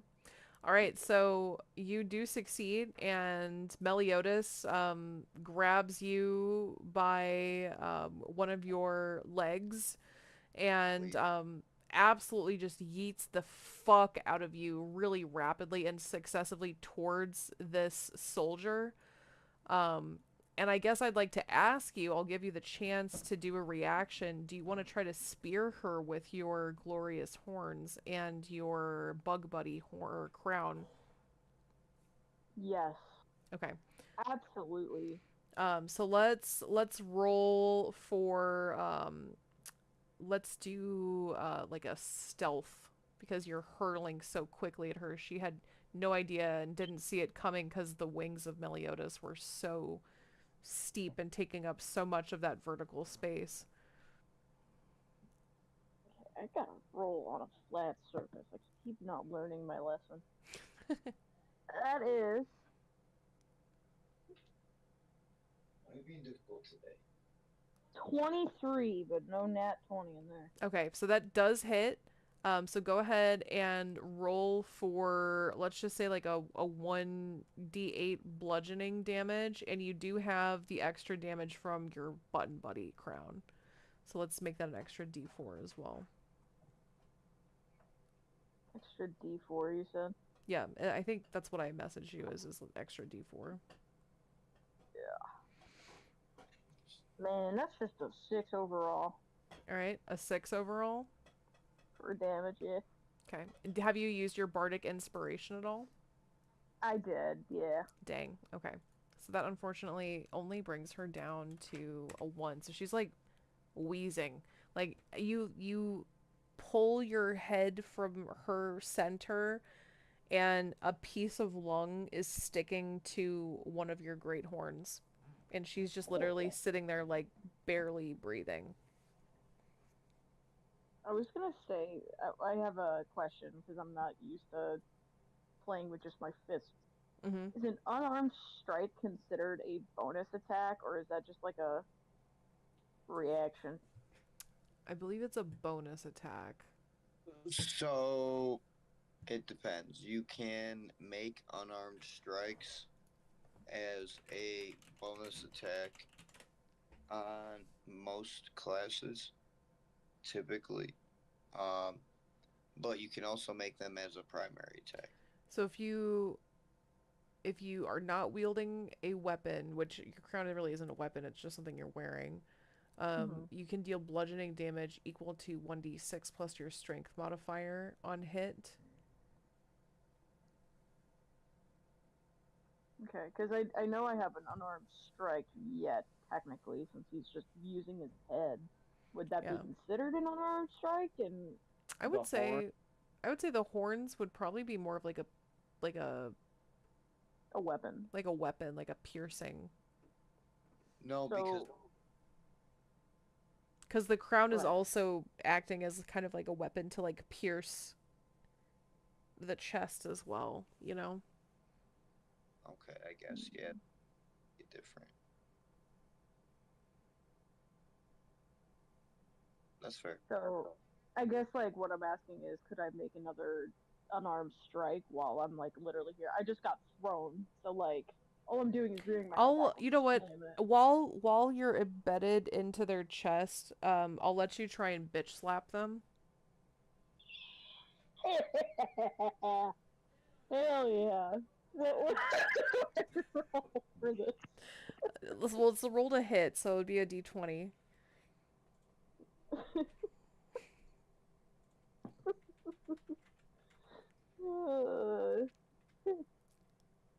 Okay, roll a hit. So I guess that's a 15 on the die. But what do I add to that one? No, I mean Bring it. that'll hit because we needed a 15 to hit, so you do Okay. succeed in the bitch slap, and the soldier perishes. Yay. They perish to the bitch slap. Fair. You also hear some unnamed god like whisper down to you, like just slaps. Like you just hear somebody whisper slaps really gently into your ear, or I guess your auditory openings. Um, Yeah. and then another voice gently whispers slaps giving, and then fades as they die. Jesus. All right, and Okay, then and then would you like to do he anything else since you've been yeeted and used your attack? he gets up, he turns around to Meliodas, and he tries to give him a high five. As your hands collide, and you give him the high five, the piece of lung like deflates a little bit and like sags on your and your thick antenna. Nice. Nice. Okay. Okay. Which then brings us to Delphine, who is slashing and foaming at the mouth. Okay. Oh. Whew. And she does manage to barely keep her composure this time around.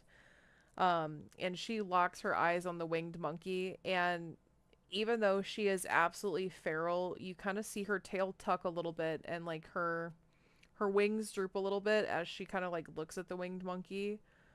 Um, but then she kind of like she perks back up into her fighting stance, like kind of resolved to fight.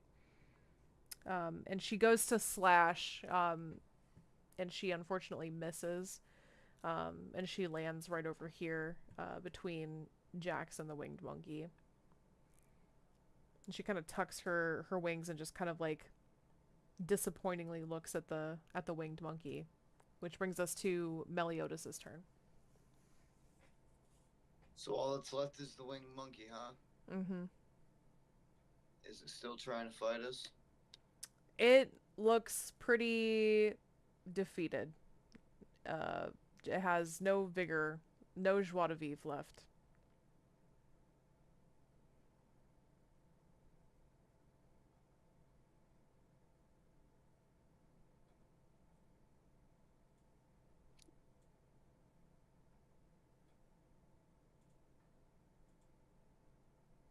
What would you like to do? I'm gonna look at the monkey and ask it if it understands what I'm saying. It bobs its head up and down. Do you wish to keep fighting? It kind of lands on the floor and it kind of like looks down at the ground and it shakes its head. No. Get the hell out of here. It kind of looks at Dal and she kind of like looks really sharply to Meliodas and then like back at the monkey. But she's extremely feral right now, so you kind of she's just twitching. She's looking back and forth between everyone, just like twitching and foaming at the mouth, and the winged monkey just absolutely fucking books it. And you guys no longer see that winged monkey. Meliodas will then look at Jax and tell Jax to get Fuddle somewhere a little safer. And actually, as that winged monkey leaves, you guys hear this really, really loud metallic unlocking sound, like a grate is sliding open. And you see like Dal twitching. So let's just say like Fuddle knows that they can't get out of here, and they're just gonna be tied up over here near Magnolia. So Dalphini, while she's twitching, she starts to lead you this way, and she kind of like looks behind you, and she asks you to follow her little saliva trail. Obvious. Obviously. Okay. All right. Would you guys like me to move you? No, I forgot that I could do that now. There we go. Okay. So in front of you, there's a bookshelf, and she keeps pacing in front of this, and she kind of like looks expectantly back at the party, and she's just kind of like pacing back and forth right here. Want us to find a book? This bookshelf? Sorry. No. Let's say like there's, let me see.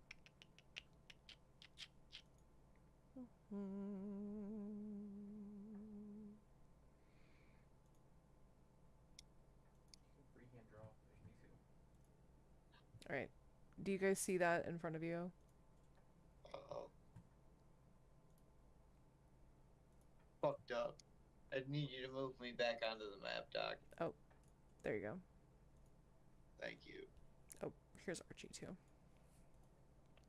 There you go. Dal's like pacing, like right in front of like this area over here. Whoa, there's like a little door. There's a book. There's currently a bookcase in front of it. So.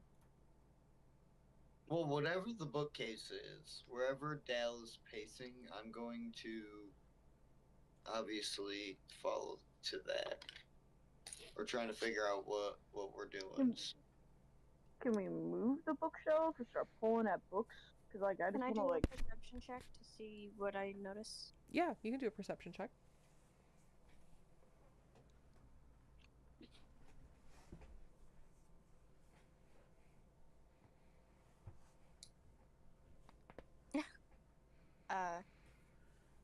I got a 1. Not a nat 1, but a 1. Okay. So you perceive that this is a really bright room and that there are tiles on the floor. And you perceive that there's a bookcase in front of you, and you perceive that you are sitting on something very tall. You also Tell everyone this. you also you also just like for some reason this tingle goes up your spine and you just have like this feeling that there are aliens on your farm right now taking some of your chickens. Um Not maliciously, but you have a feeling that some of them may be gone and they'll be back in maybe a couple of weeks, but you do need to have those chickens tested when they get back. Okay. That is very interesting. Thank you. Yes, yes. Aliens. Okay. What do the chickens need to be tested for? Who knows? They need to be tested. It's important. Who knows? For what is not important. For yet. And dude, you just have this feeling that you need to test them for what you do not know yet. Like, I'll figure it out. exactly. I hope it's not the test I'm thinking of. All right. Delphini is like scratching at the bookcase and is like trying to push it over. Can I just wreck this bookcase as shit? Absolutely. Like, guys, no, that's a bookcase. Don't worry, I know what that is. Yeah, you just keep yeah. Dal's just like looking and she's like clawing at the bookcase, like bookcase, like bookcase. And like, Jax just looks at Archie and he just goes, there. there. And then he just like tries to like just kick the shit out of this bookcase. And I would say with Dal pushing and Jax kicking, that bookcase eventually slides over and a door is opened. And let me know if you cannot go through this door. If you can, go ahead. If you can't go through the door, I can. No. Okay. Oh, wait, hold up. Wait a minute. Hold on, I'm gonna move you for a second. Well, I can see the other side just a little bit now, but the part is I can't go down past it. I wonder if it's because the door is too small. Hold on one second. Hold on, move away, otherwise it'll like force me to click on you. Yeah. Okay, give me 1 second. Jesus Christ.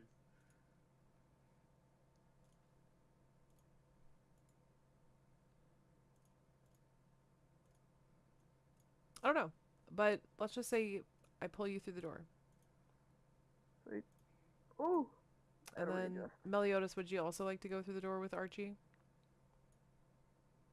Oh yeah. Okay, you shove your giant frame into this room. Can you see in this room if I put you right up there? Whoa.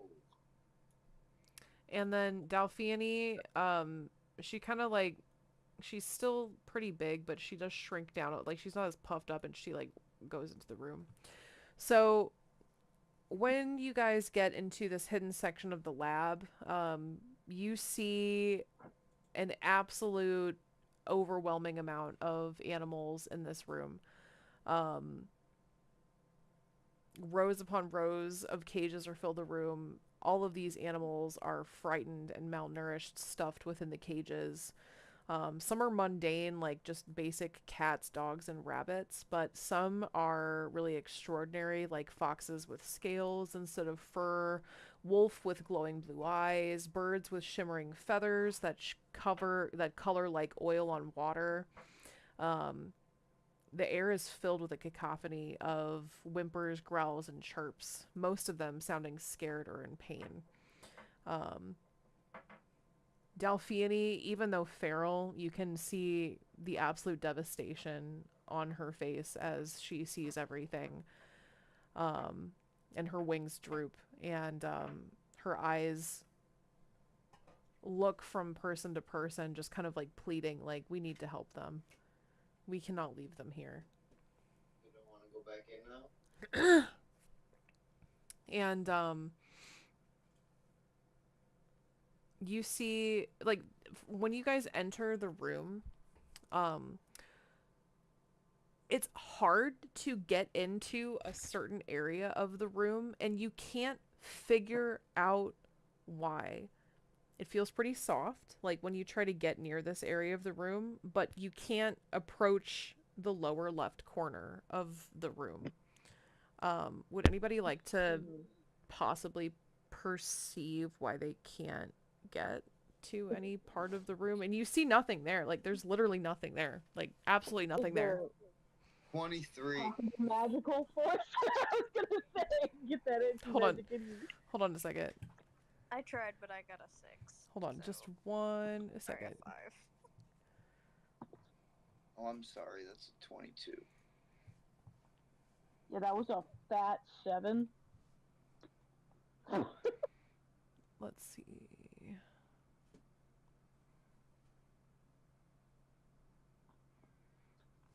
So you guys, oops, you guys can make out,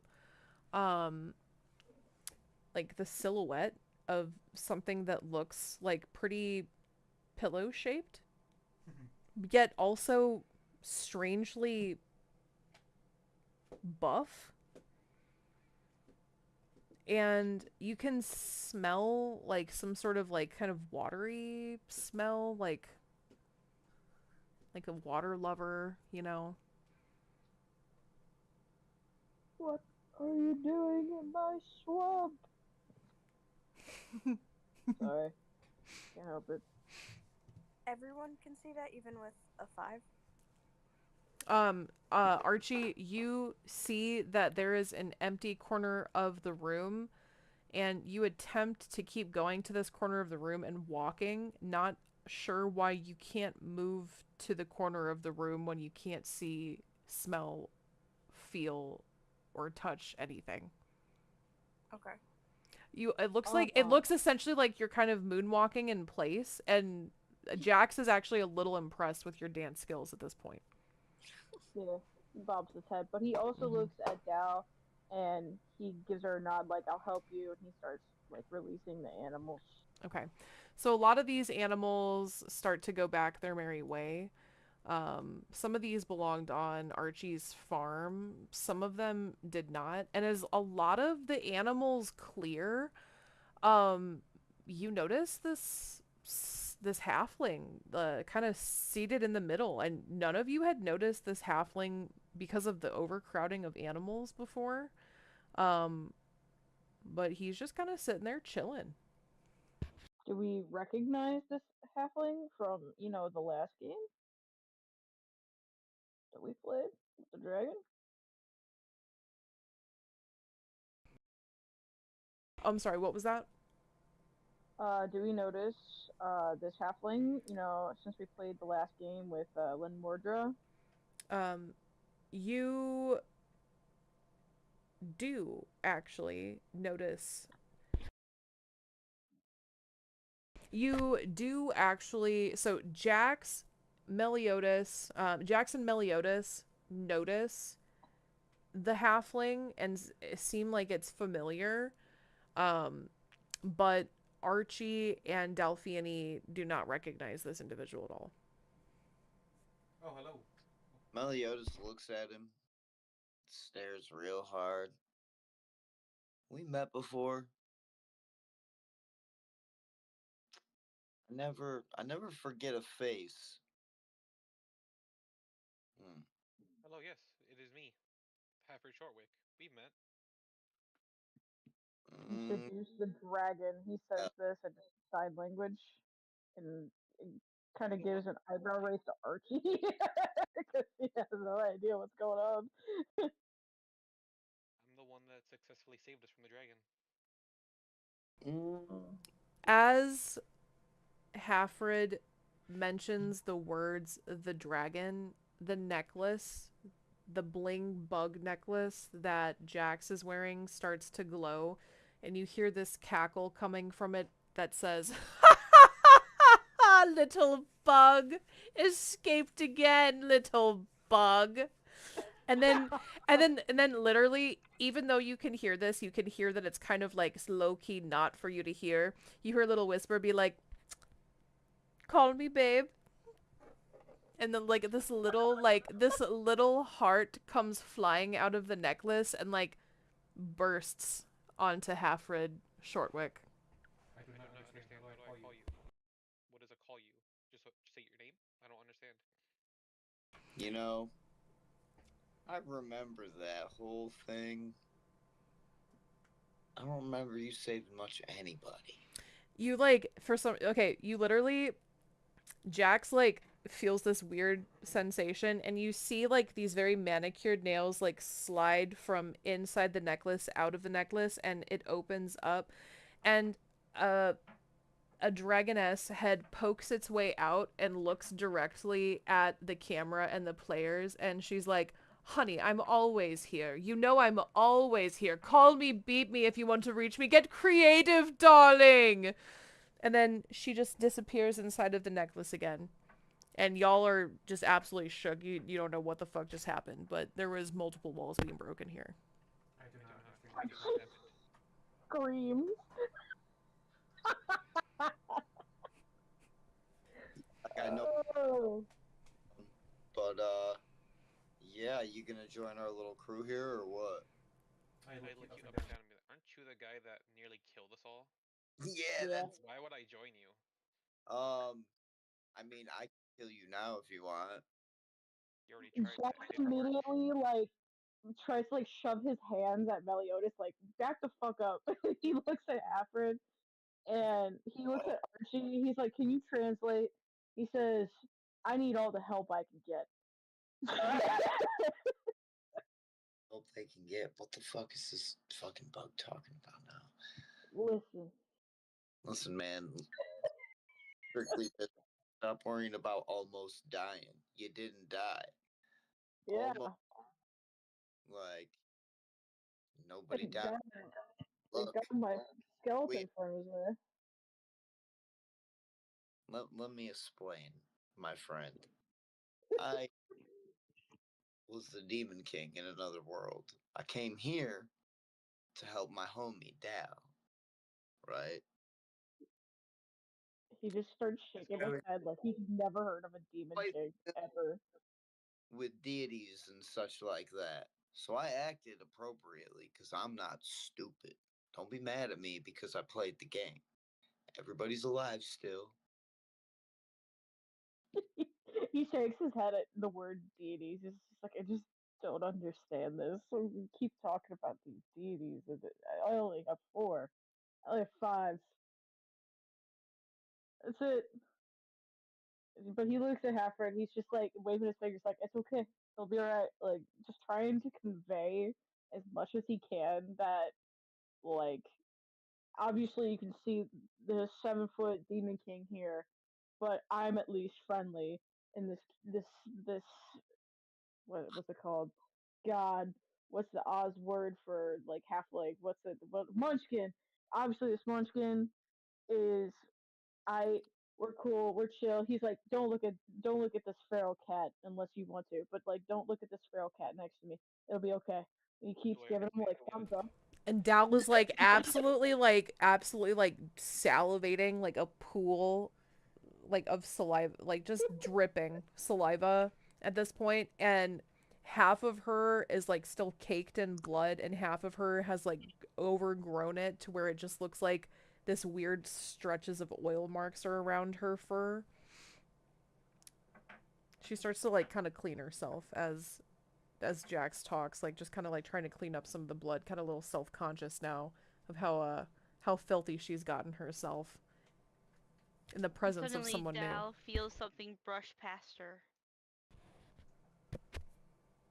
Dal uh feels something brush past her, and also Archie is literally just absolutely bombarded and bounced off the wall and then back over by Jax. And suddenly the lower right area of the room just feels it just feels like really full and you can't tell why and you can't see anything. But a faint like watery scent kind of fades over to most except unfortunately Archie, who literally sees nothing and has just been disoriented and bounced like a little basketball. Like what kind of water? Like salt water or like fresh Some like water? muddy water, like pretty Like swamp like water? murky, yeah, mucky. Like lion water. Like watering hole water. Yeah, it's like standing water, like a mud hole. Anybody smell it? You can smell it, yeah, faintly. I wouldn't really be familiar with that kind of smell, to be honest. We don't have murky muck holes in hell. Now you know how I feel. What? I have no idea what you're saying, so now you understand. You don't know what's happening. I look like Courage the Cowardly Dog to Halfred, probably is the best way. Yeah. And just waving my arms around and just trying to convey. I look at you, But I have no idea what you're saying, Bugman. he just gives you a big fat thumbs up and then like points to himself and Archie, and he just kind of like waves his hand at Meliodas and Dowd. He kind of gives like a so sign. He's like, "You understand?" And he points back at you. He's like, "You understand that?" Probably yay and nay. Like he points his thumb up and down. Like me good, Archie good. These two so. Yo, that's fucked up. Yes, Fine, I Bugman, I understand. I know exactly what you mean. No, the fuck, no. You know, shit. What you're saying is I should follow you, later ambush them, and get revenge. Got it. Let's do it. Whoa! He kind of like shakes his hands. He's like, "What? Wait, wait." But at this point, it's probably too late. Fine, Bugman. Let us go on. Dalla's like foaming at the mouth at this point, but she's like foaming while trying to clean herself, which is then inadvertently making her look like more of a mess. So she just kind of stops and she just kind of sits there, and she just kind of like looks up at the ceiling, and then she looks at Meliodas, then she looks up at the ceiling. Man, I just have a feeling that a good rock might fix Dal's mood. At the mention of a really good rock, you can see Delphinia's tail just immediately start like kind of going for it, and her eyes like immediately dilate. I was gonna say, does Archie have the good rock, the really good rock, or is it Magnolia? Yeah, I was just gonna say I pull it out of my bag. I still have the really good rock, and I'm willing to bring it over to Dal and hold it out for her. And Dal see if I literally, get my hand bit off. literally Dal. So imagine giant heart emoji eyes fill the beasts in front of you, who is literally at least four of you in height, and you are reaching up, holding this rock up like above your head to get it to Dal's nose, and she presses her nose into the rock and absolutely starts purring like no other. And it's this big gravelly purr. Like imagine like a cat that's been outside for quite some time and it's just a rough gravelly purr. And she like starts rubbing her face on the rock like cats usually do and just immediately purring. And she unfortunately then rubs all of her saliva all over your already dirty overalls. Um, but it doesn't look like saliva. It has this like glittery component to it. So it kind of looks glittery. And she just sits there and rubs the rock and kind of like gently takes it out of your hands and is sitting in the corner over she's just sitting in the corner over here just absolutely going to town on that rock. Awesome. She's pleased with the offering.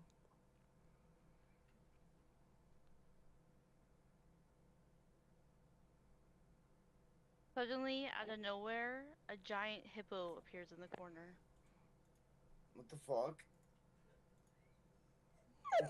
Oh, popping out of nowhere. What the fuck is this? Who the fuck are you? Where'd you fucking come from? I'm so sorry, you guys. Archie screams. It's part of her character now. All right, let's see. Who's closest? I think Hafrid is pretty close. Hafrid, let's roll for a Constitution saving throw. Archie's not on my shoulder right Nat now. 20. It's a nat We get- 20? Yeah. Okay, you Yeah. do not get any stat condition issues. Were you Fuck. here the entire time? Yeah, I was gonna rescue those animals, but then you guys came on in here, so I was gonna make sure you guys weren't gonna hurt them before popping on out. And then you guys were chatting so much, so I just kind of hung around and wait and see what happened. And then, like, kind of calmed down by the rock, Delphione, like, kind of grumbles in her really rough, gruff voice. She's like, "You hide lamp behind?" Oh yeah, I can hide behind anything. Lamp, the light bulb, anything. I'm I'm sorry, sorry, you you were were hidden hidden behind. behind a lamp? You? Yeah, what about it? No, I'm just fucking with you. I know gifts aren't known to hide behind lamps. My family is known to uh, fight people, not hide. I'm known to hide in the shadows more than to fight people. Jax gives a big ass thumbs up at that. But then he kind of realizes he fought people, so he just like kind of turns around and starts pondering. Oh no, fighting people's not bad. I just like hiding. He nods at that. He's like, he like points to himself and he gives like two fingers. All Yeah. right. And then as you guys start chatting, a portal opens up and kind of pulls you guys back inside. Ooh, ooh, ooh. And then you guys kind of find yourself back at Archie's, all of you guys. And Dal is still a little feral, but she's soothed by her rock. All right, are all you guys there? Oh, did Oh, you go God. back, Wait, Halfred? Hold on. Did Did anyone anyone ever ever take me out of the cage, or am I still in the cage when everyone else left? I thought you were still. I thought you were released because I released everything. Okay, cool. Because Jax is cool with bugs Okay. and All right, animals and so all and whatnot. everyone is kind of chilling in the home. So this is where we would go into a long rest, and feel free to like interact. This is kind of like gonna be our campsite from now on. If Archie feels so gracious to let us kind of crash at their farm every once in a while. And then if we are not embarking on a journey together, we will assume that we are either at another journey that called us away, or we are right back here at the farm homestead. And so we can usually find Archie here if they're not with us, or if we find other places that you guys would like to make your home base per se, you can snatch that as well. But this one is Archie's, and we'll have chances to kind of have like other little home bases that you guys can interact with if you guys see so fit. But this is a long rest, so feel free to like interact and role play if you guys want to. You don't have to. We can end the session here. But I'm gonna do a little brief intermission, and then we can start closing down towards the end of the session. I want to retrieve my cow, Dungy. I miss him. Okay, you may retrieve Dungy, and Dungy comes in, and oh, hold on. I God, shall not forget poor Magnolia. And Magnolia is here as well, who Fredly is too large to come inside, but is kind of poking his head through the window over here with Magnolia. Dungy, unfortunately, does take a shit inside of the camp, and so you will have to, upkeep for his cow pies. But you also are bug, so you are bug, so it is a symbiotic relationship. Mm-hmm. He's just gonna politely at least roll it up into a ball and like Okay. kind of roll it out the door like a bowling ball. I like that. I like that, like a dung beetle. Yeah. I like that. Archie He's goes like, behind and cleans up the trail of poop that leaves on the floor.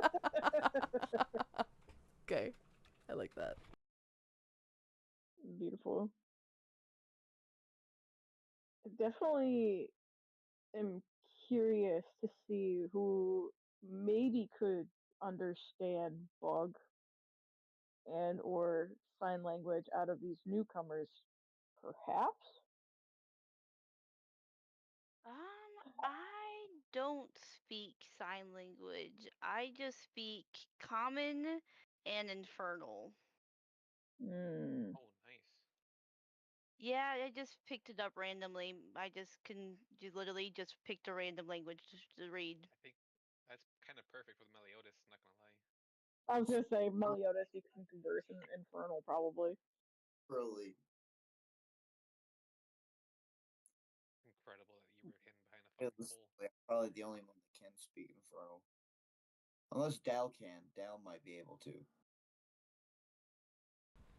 Dal like picked up a little bit when we were in Hades or in Right. hell per se, but she's not really proficient in it, so she can kind of like understand it a little bit. Yeah.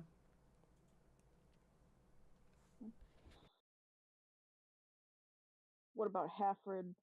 What languages he speak? Common, halfling, and elvish. Elvish. Damn. Yeah, Jax is just like kind of hangs his head, and you guys test out your languages. He's just like kind of looks to Archie, kind of looks to Dal. He just kind of gives like this sort of shrug, like, "Damn, this is gonna be fun time." And Sylvanus kind of goes over to Bug and gently pats on the head.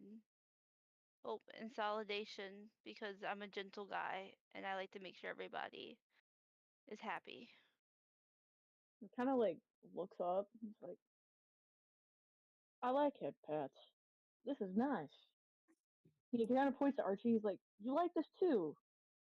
Or is this like a? And he's just like kind of like he's almost like melting. He's just like slowly like kind of pulling down his armor, kind of starts to like droop. He's like, "What is this? Whoa!" And he's just it's just if you keep patting, the more he droops. He does not understand what is going on.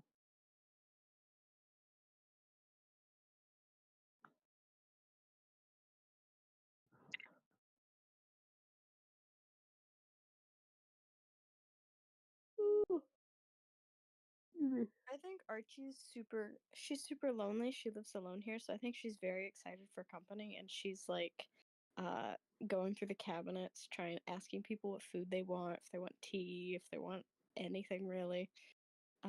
Maybe she's passing out her pamphlets again, trying to make friends. I'm gonna ask where we are because this is the first time I visited this place. So where are we? Oh, we're in Oz. And I'm like, oh, if you're new to Oz, here you go. You might need this. And I hand you one of the pamphlets. And it's this really overly, like, fear mongering conspiracy theory pamphlet. Interesting read. Like Yes, it's Jack very good. greedily takes the pamphlet and like tries to like flip through it as fast as he can. And Dal like And he grunts. go And ahead. no, that's all. Dal just grunts like and shakes her head up and down while looking at the pamphlet. Okay, but Okay, but whose whose home home is is this? this? Where Where are are we? we? This is This is my house. Archie's house. Interesting. Archie's farm. Oh, Oh, it's it's a a farm. farm. And I And I go go over over to to Archie Archie. like, what do you grow here? Mainly it's an animal farm. I have a lot of cows and chickens, but I also have a garden out back if you want to see it. It's got a lot of vegetables and flowers and herbs and things. What kind of herbs? Uh, the ones to cook. It's just very vague about it. So, Miss Shortwick, you're that kind of fella, huh? I squint my eyes at you, not knowing if I should trust you just yet. But like, and maybe I'm not.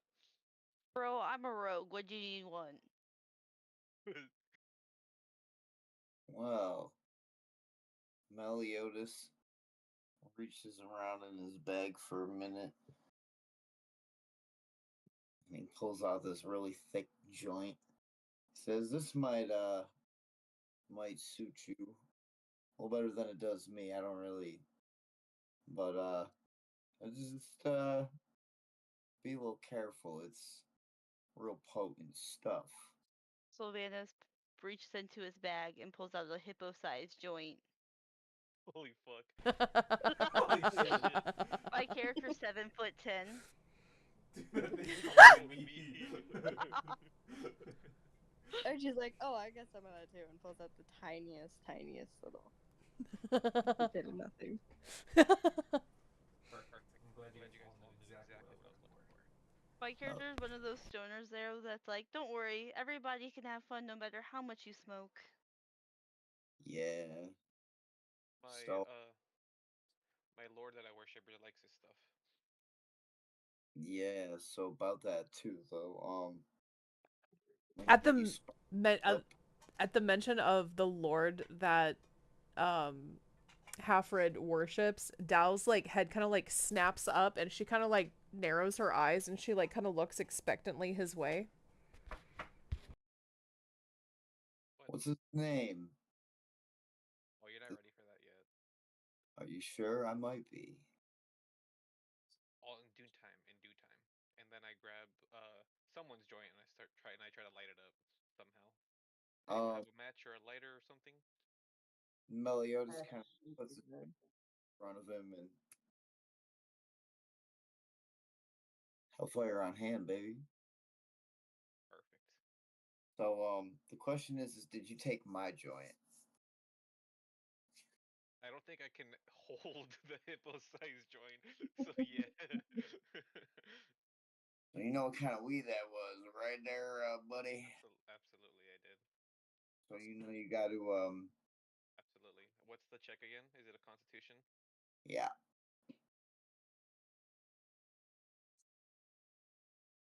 So, at a character, I talked to Callie about this, and I'm like, it would be really funny if LFG transcended and became like a god, and then I made a halfling who was a cleric who worshipped LFG. That's what this kind of is right now. I kind of figured already, bro. Yeah, that's a nat 20. That was at 20. Are you kidding me? No, for real. That actually was a nat 20. It's fucking awesome. LFG is actually looking down. Oh, motherfucker.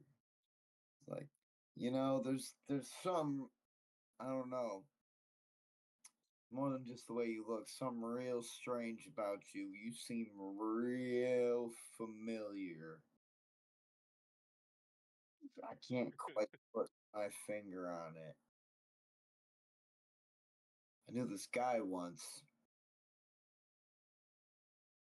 and Yeah. things just kind of, I don't know, things just kind of worked out for him. Sounds like a pretty cool guy. Actually, it was pretty dope. The little girl that I was possessing was real fond of him. So not only are you killing your comrades, but you're possessing little girls too? Damn. No, no, no, long story. It's not for now, really. Well, I guess it could be for now. So you see, a long time ago, probably like 7, 8 years. So I guess not that long ago, but long ago. I guess not for me because I'm like 700 years old. Um, being a demon and all, we live long time. Not important. Anyways, important part. I was the Demon King. It was a long war before that happened. I did make some friends because, yeah, we're demons, but we got feelings too. We're also fucking reasonable. Maybe I judged you a little too harshly. We'll see. Time will tell. Anyway, so I got some demon friends, and I was the Demon King, and one of my subordinates that I was very close with happened to have a child with a mortal person, a fire ganassi specifically. And so When it was found out about this child, the child was shunned, and her father asked me to protect her until she was old enough to protect herself. I didn't want to be the Demon King anymore, anyways. I wanted to be left the fuck alone. So, everybody thought I was dead. Better. What more could I ask for, right? Nobody's gonna bother me if they think I'm dead. Outside of her father, who took my place as the Demon King, and my closest comrade in arms. That's a story for another time. Anyways, recently, the child grew strong enough to be on their own. So I left. And now you just wander. Now I'm here because Dale's my homie, and they said that this place was fucked up, had lots of space, and lots of asses that needed kicking right now. So.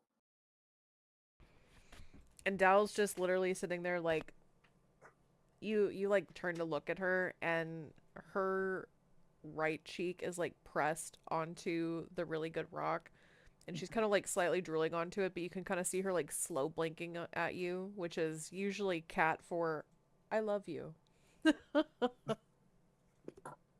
It's okay. It's okay. I got your back. You know that. That's how we get down here. But yeah, so that's what I'm here for. And that's my story. I might look big and scary, but I'm actually kind of a sweetheart. You don't want to get inside, but I'll still rip your fucking throat out. Maybe I Maybe I judged you judged a you a little little too too hastily. hastily. We'll We'll see. see. We'll see. We will. Well, I mean, you will. I won't. I already know. Just don't give me a reason to have to kill you. I didn't Didn't give you give one you one last last time. time. You You still still tried. tried. Oh no, yo! There was a good reason to kill you. Because if it wasn't me killing you, it was her killing me, and fuck that shit. You hear like a faint chuckle come from the bug necklace. Jackson taps the necklace, like, calm down. Chill. It's Chill. it He's trying settles. to, like, pet it like a bug. He's just like, what is this contraption? Like, just chill. It settles. It settles slightly.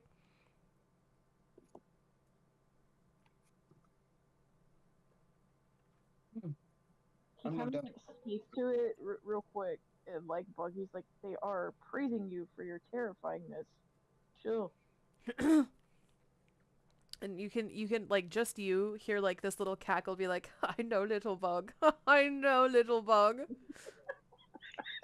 And at that moment, like you don't literally in the moment that your orbs dim and then brighten in a blink, your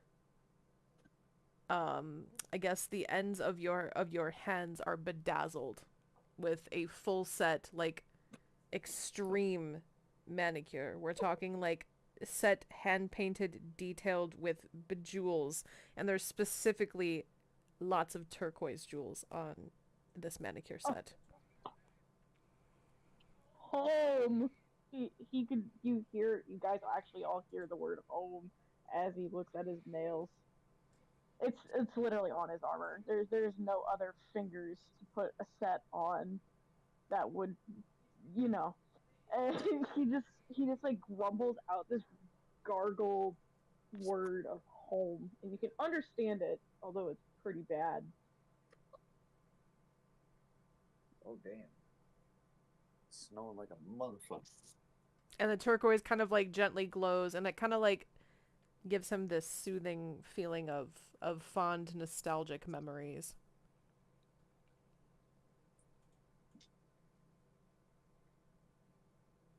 Sweet. Yeah.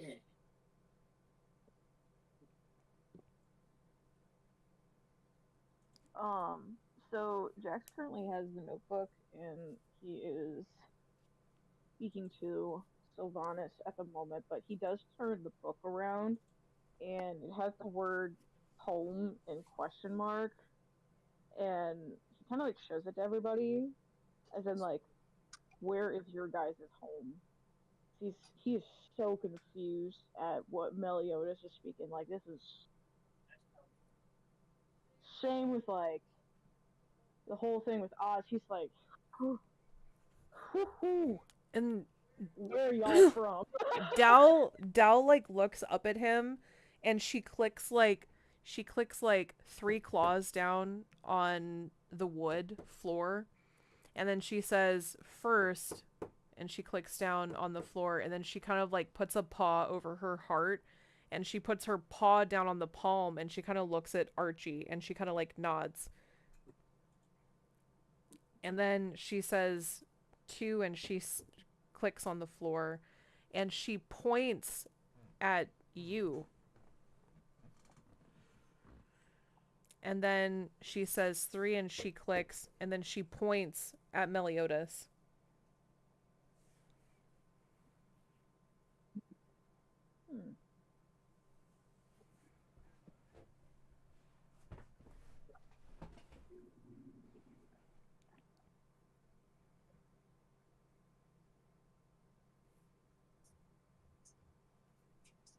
She's from everywhere.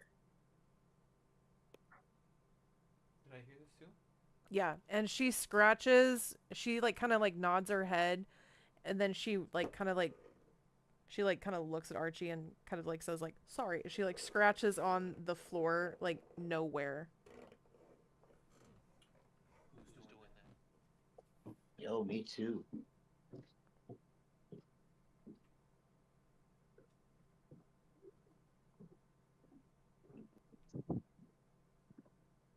And she kind of like folds her little wings down, and as time has gone on, you can start to see a little bit of sunlight start to peek through the shades, and as the sunlight starts to hit her, it hisses, and you can start to see her kind of shrinking down to her normal cat size, and she kind of just curls up with her little silver wings, and she's suddenly really tired, and she nods off in the corner with her good rock still perched under her chest.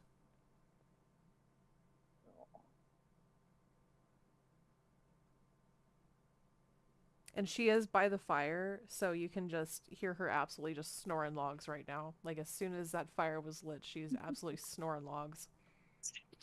We should let her sleep. These transformation things she goes through takes a bit out of her. She'll sleep it off though. She'll be better when she wakes up. I think I missed it. Was Dal mediated all this? Yes. Okay, I want to make sure. Jax in his book is just like, this is obviously not my home. He goes, I'm from Turquoise. And he kind of like scratches out the word turquoise. He goes, the bones told me to come here. And inside from his armor, you guys hear a little hissy, like cackle sound, almost like bones kind of like shaking together, like rattling. And he kind of just tilts his head as if like he has a lot of questions, but he's just very patient. The Turquoise Kingdom, right?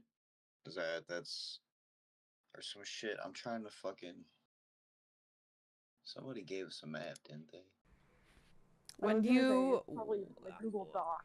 when you pull out a map and start to, because Dalfiani kind of wrote you a crude one, and when you pull out a map, you're looking, you see right in the dead center, you're like, okay, yeah, there's an Emerald City, and you see like Ruby Palace, and you start looking, and you cannot find anything that says turquoise on the map that you hold in your hand, and there is no such rumor of turquoise being in this land currently. Can I roll for history? Yeah, you can roll for history. I ain't gonna roll. I wouldn't know. Can I as well? Oh, I got here. I believe Archie was wanted to as well, Doc. Yeah. Oh, yes. I'm sorry. I didn't hear. Of course. I got an 18. Okay. So you do. I will let you know. And then Haley, what did you get? 9. A 9. So Haley, you do not pass. So Yeah, surprise. let me DM this to you real quick.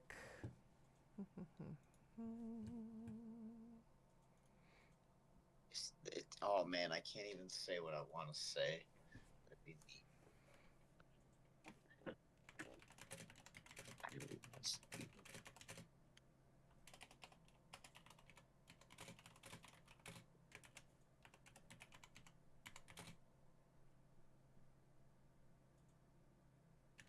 The words on the map are blurred though. Not I don't think anybody could read it. He draws like an arrow. Obviously to the Republic of Turquoise.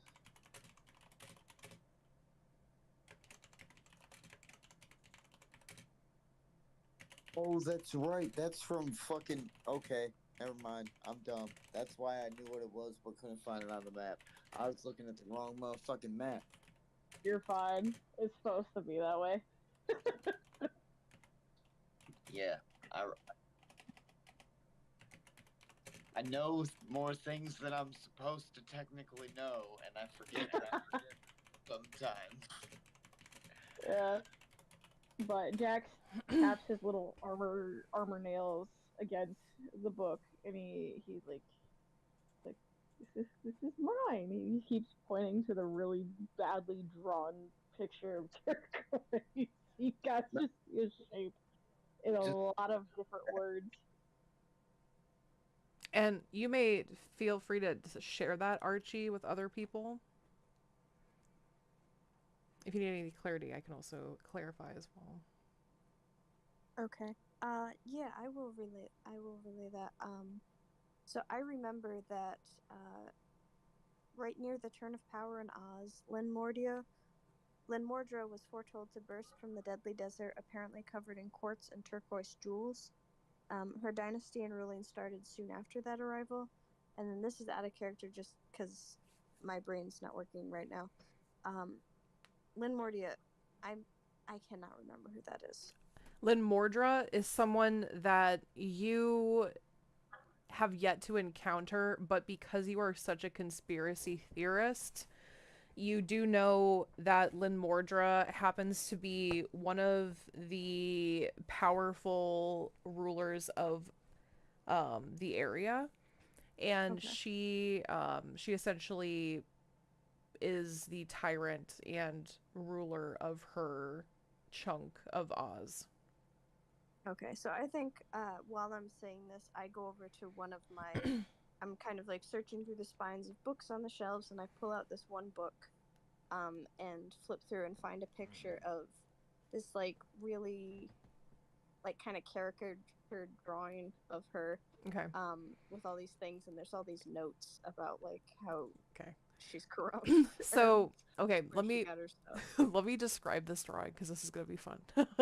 So like so when Archie holds up the drawing, it is like this really like scary looking dragon, and then like with like unfortunately really bad like marker and Sharpie like drawn onto the dragon. They have like caricatured the crap out of this dragon to like look like her.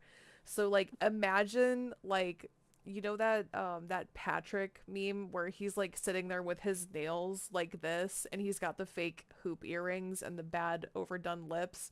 That is essentially what they have caricatured this dragon to look like. And Jax literally cannot contain themselves. Like like it's like sitting there like, and you feel like kind of like a hissing come from like the necklace. Like Meliodas kind of stares at the picture really hard, and he gets real close. And he puts him down, and lifts him up, and puts him down. He's like, "Yeah, that's pretty accurate." That's Pretty sure, like when we saw her, right? And literally, okay, so actually at this time, you hear this big clap, and everyone in their actual physical room hears this clap, and you see this dragon face like appear specifically in Krieg's room, and the dragon's like, honey, honey, honey, do not do me dirty like this. Honey. Archie screams. My bad. And she's like, darling, to Archie's like, darling, calm down. And she kind of like floats up a little bit near you in real life, and she's just like, you'll get used to it. And then her head just pops and disappears. And then she specifically like she has not said anything to Narfi in real life. Her head is just sitting there, low key, like eyes narrow, just judging her. You know what you said, is what she says. You know what you said. Mm-hmm. And her head pops and disappears. And so we have resumed. That was fucking odd, guys. I had a weird out of body experience, and I felt like I was watching somebody watching me play a game, and there was this weird fucking thing floating behind. I don't know, all weird, crazy. Indeed. You know what I mean? Shit'll fuck you up for good sometimes. You get the wrong match. You'll have right back to the wars. It's terrible. Awful. And with that, Jax's necklace like kind of calms to a hiss. And then she like kind of low-key like kind of side whispers to Dax, and she's like, who are these two filthy, ugly creatures you've brought with you?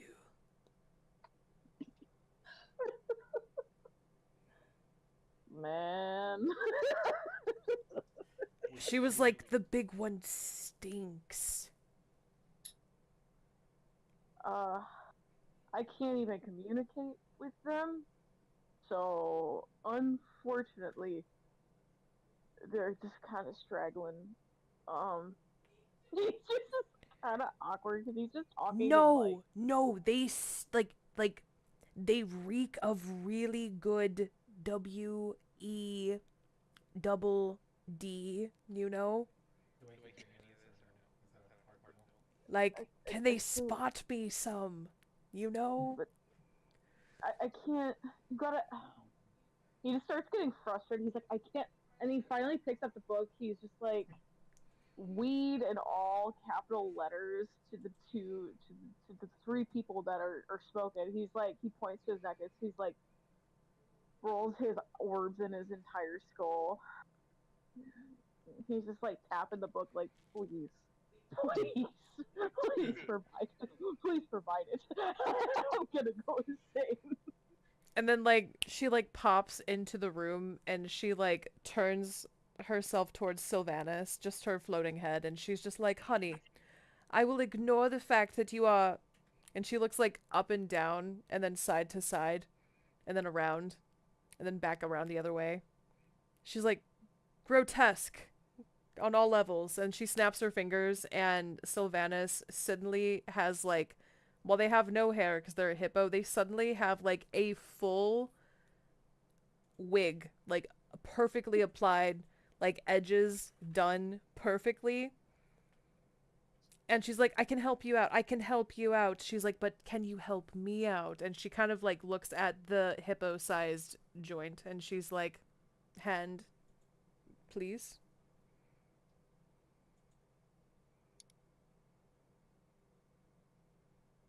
How much you paying? She like drops 120 gold at your feet. I hand it over. She takes the joint, she passes it around to anybody who wishes to participate, and then she disappears. Definitely take a hit of it first before she disappears too. Okay, perfect. No dealer's gonna pass on that. Like I would know. It's a hippo-sized one. I know, right? Hippo-sized. It's perfect for her. That's like a little slim for her, you know? Little diet. All It's right. illegal if you don't do it. Before she leaves, though, she does briefly turn around to Hafrid, and she like kind of like gestures like the telephone, like call me, and then she pops away. I knew it. Keeps not providing him a telephone, you know. This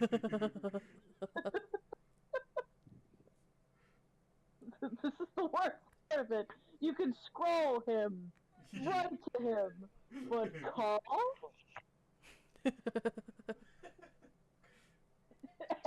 Anything at this point, you're not giving this man. And you just see Jax just like talking to Like this nothing. trinket necklace, like in a fit. And he's just like, I don't understand. Well, Bugman's law. And Well. she's just like, you can tell that she's listening, but she's not saying anything. She's just sitting there smug right now. Like, she's smug as fuck. Like, she's hella smug. Jeez. He finally just gives like this little rattly, like bone sigh, and he kind of just like finds a nice place to like set Dungy aside. He just pets the cow. Okay. He like Dungy comes settles him over. down and like leans up against him to like kind of like just take a rest, you know?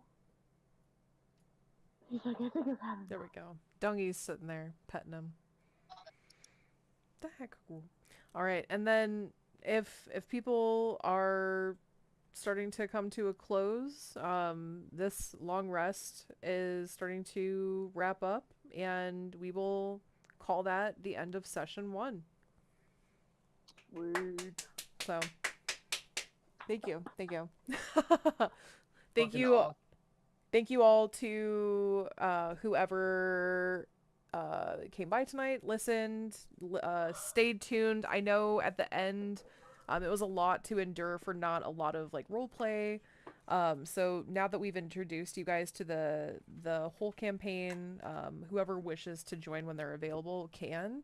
And then for those who haven't joined before, who wish to join in the future, I'm pretty flexible. I just wish that if anything does happen, like if you need to cancel or you can't make it, or if you want to come but you just are like, I just don't have spoons to interact, but I just want to listen, just let me know. I just ask that you give me like a couple of hours of notice so I can plan accordingly for the session. I'm pretty quick on my feet, so I can usually figure something out.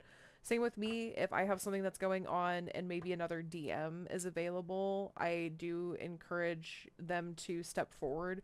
Or if you guys have a little one-off session that you wish to make for this as well, I encourage you guys to prepare that, and we can always have something happen, because Dow's little portals can take us to and from, and eventually we'll have a little bit more direction. We'll start off here next time. I know some people still wanted to maybe do a little bit exploring in the caverns, so I do have just a little bit left that you could potentially dig out of the caverns if you want to go back. If not, I'll have session 2 prepared that we can dive into next time as well. So let me know if you guys have any questions or concerns, and I appreciate everyone coming around and spending all the time and energy in tonight's session. It was a really good one. Yeah. It was a good session. It was a lot of fun. It's very fun. Awesome. Thank you. Awesome. So I do have a question. Yeah, Do we get to level up? you do get to level up. You guys can now level up to level 2. That was a great question. I was gonna say, this combat is killing me. Yeah, at level y'all 1. y'all did a fuck ton of combat. I felt like the first time I did combat, it was a little underwhelming, and it was my first time ever running combat, so I was trying to kind of get used to it. And then, so I was trying to get some clever ways to kind of make you guys think, and I really like the way that you use the anti-magic to get the animals to go away. That was really clever. Um, and it also was animal friendly and cruelty free, so 10 out of 10. So you, Craig, get some inspiration for next time. Nice. I like inspiration. And then I also, let's see, I'll, yes, yes, clap it out, clap it out. Then I also would like to give a little bit of a like shout out to the disco dancing, because now all that I see for Jax is literally a bug that is just like dancing back and forth as he uses his rapier. Like I imagine like a fencing bug, but just really smooth with like disco moves in between. And 10 out of 10. The the use of screaming to bring in the loss of one side of the hearing I thought was hilarious too. Shout out to Calimax for that one. And his story about the dude literally saying that being deaf in one ear is not being disabled. I thought that was absolutely just the most ableist thing one person could say, so I just had to I had to somehow work that in. Yeah, it was a really good session, and the fucking giant ass hippo that is actually extremely stealthy cracks me the fuck up.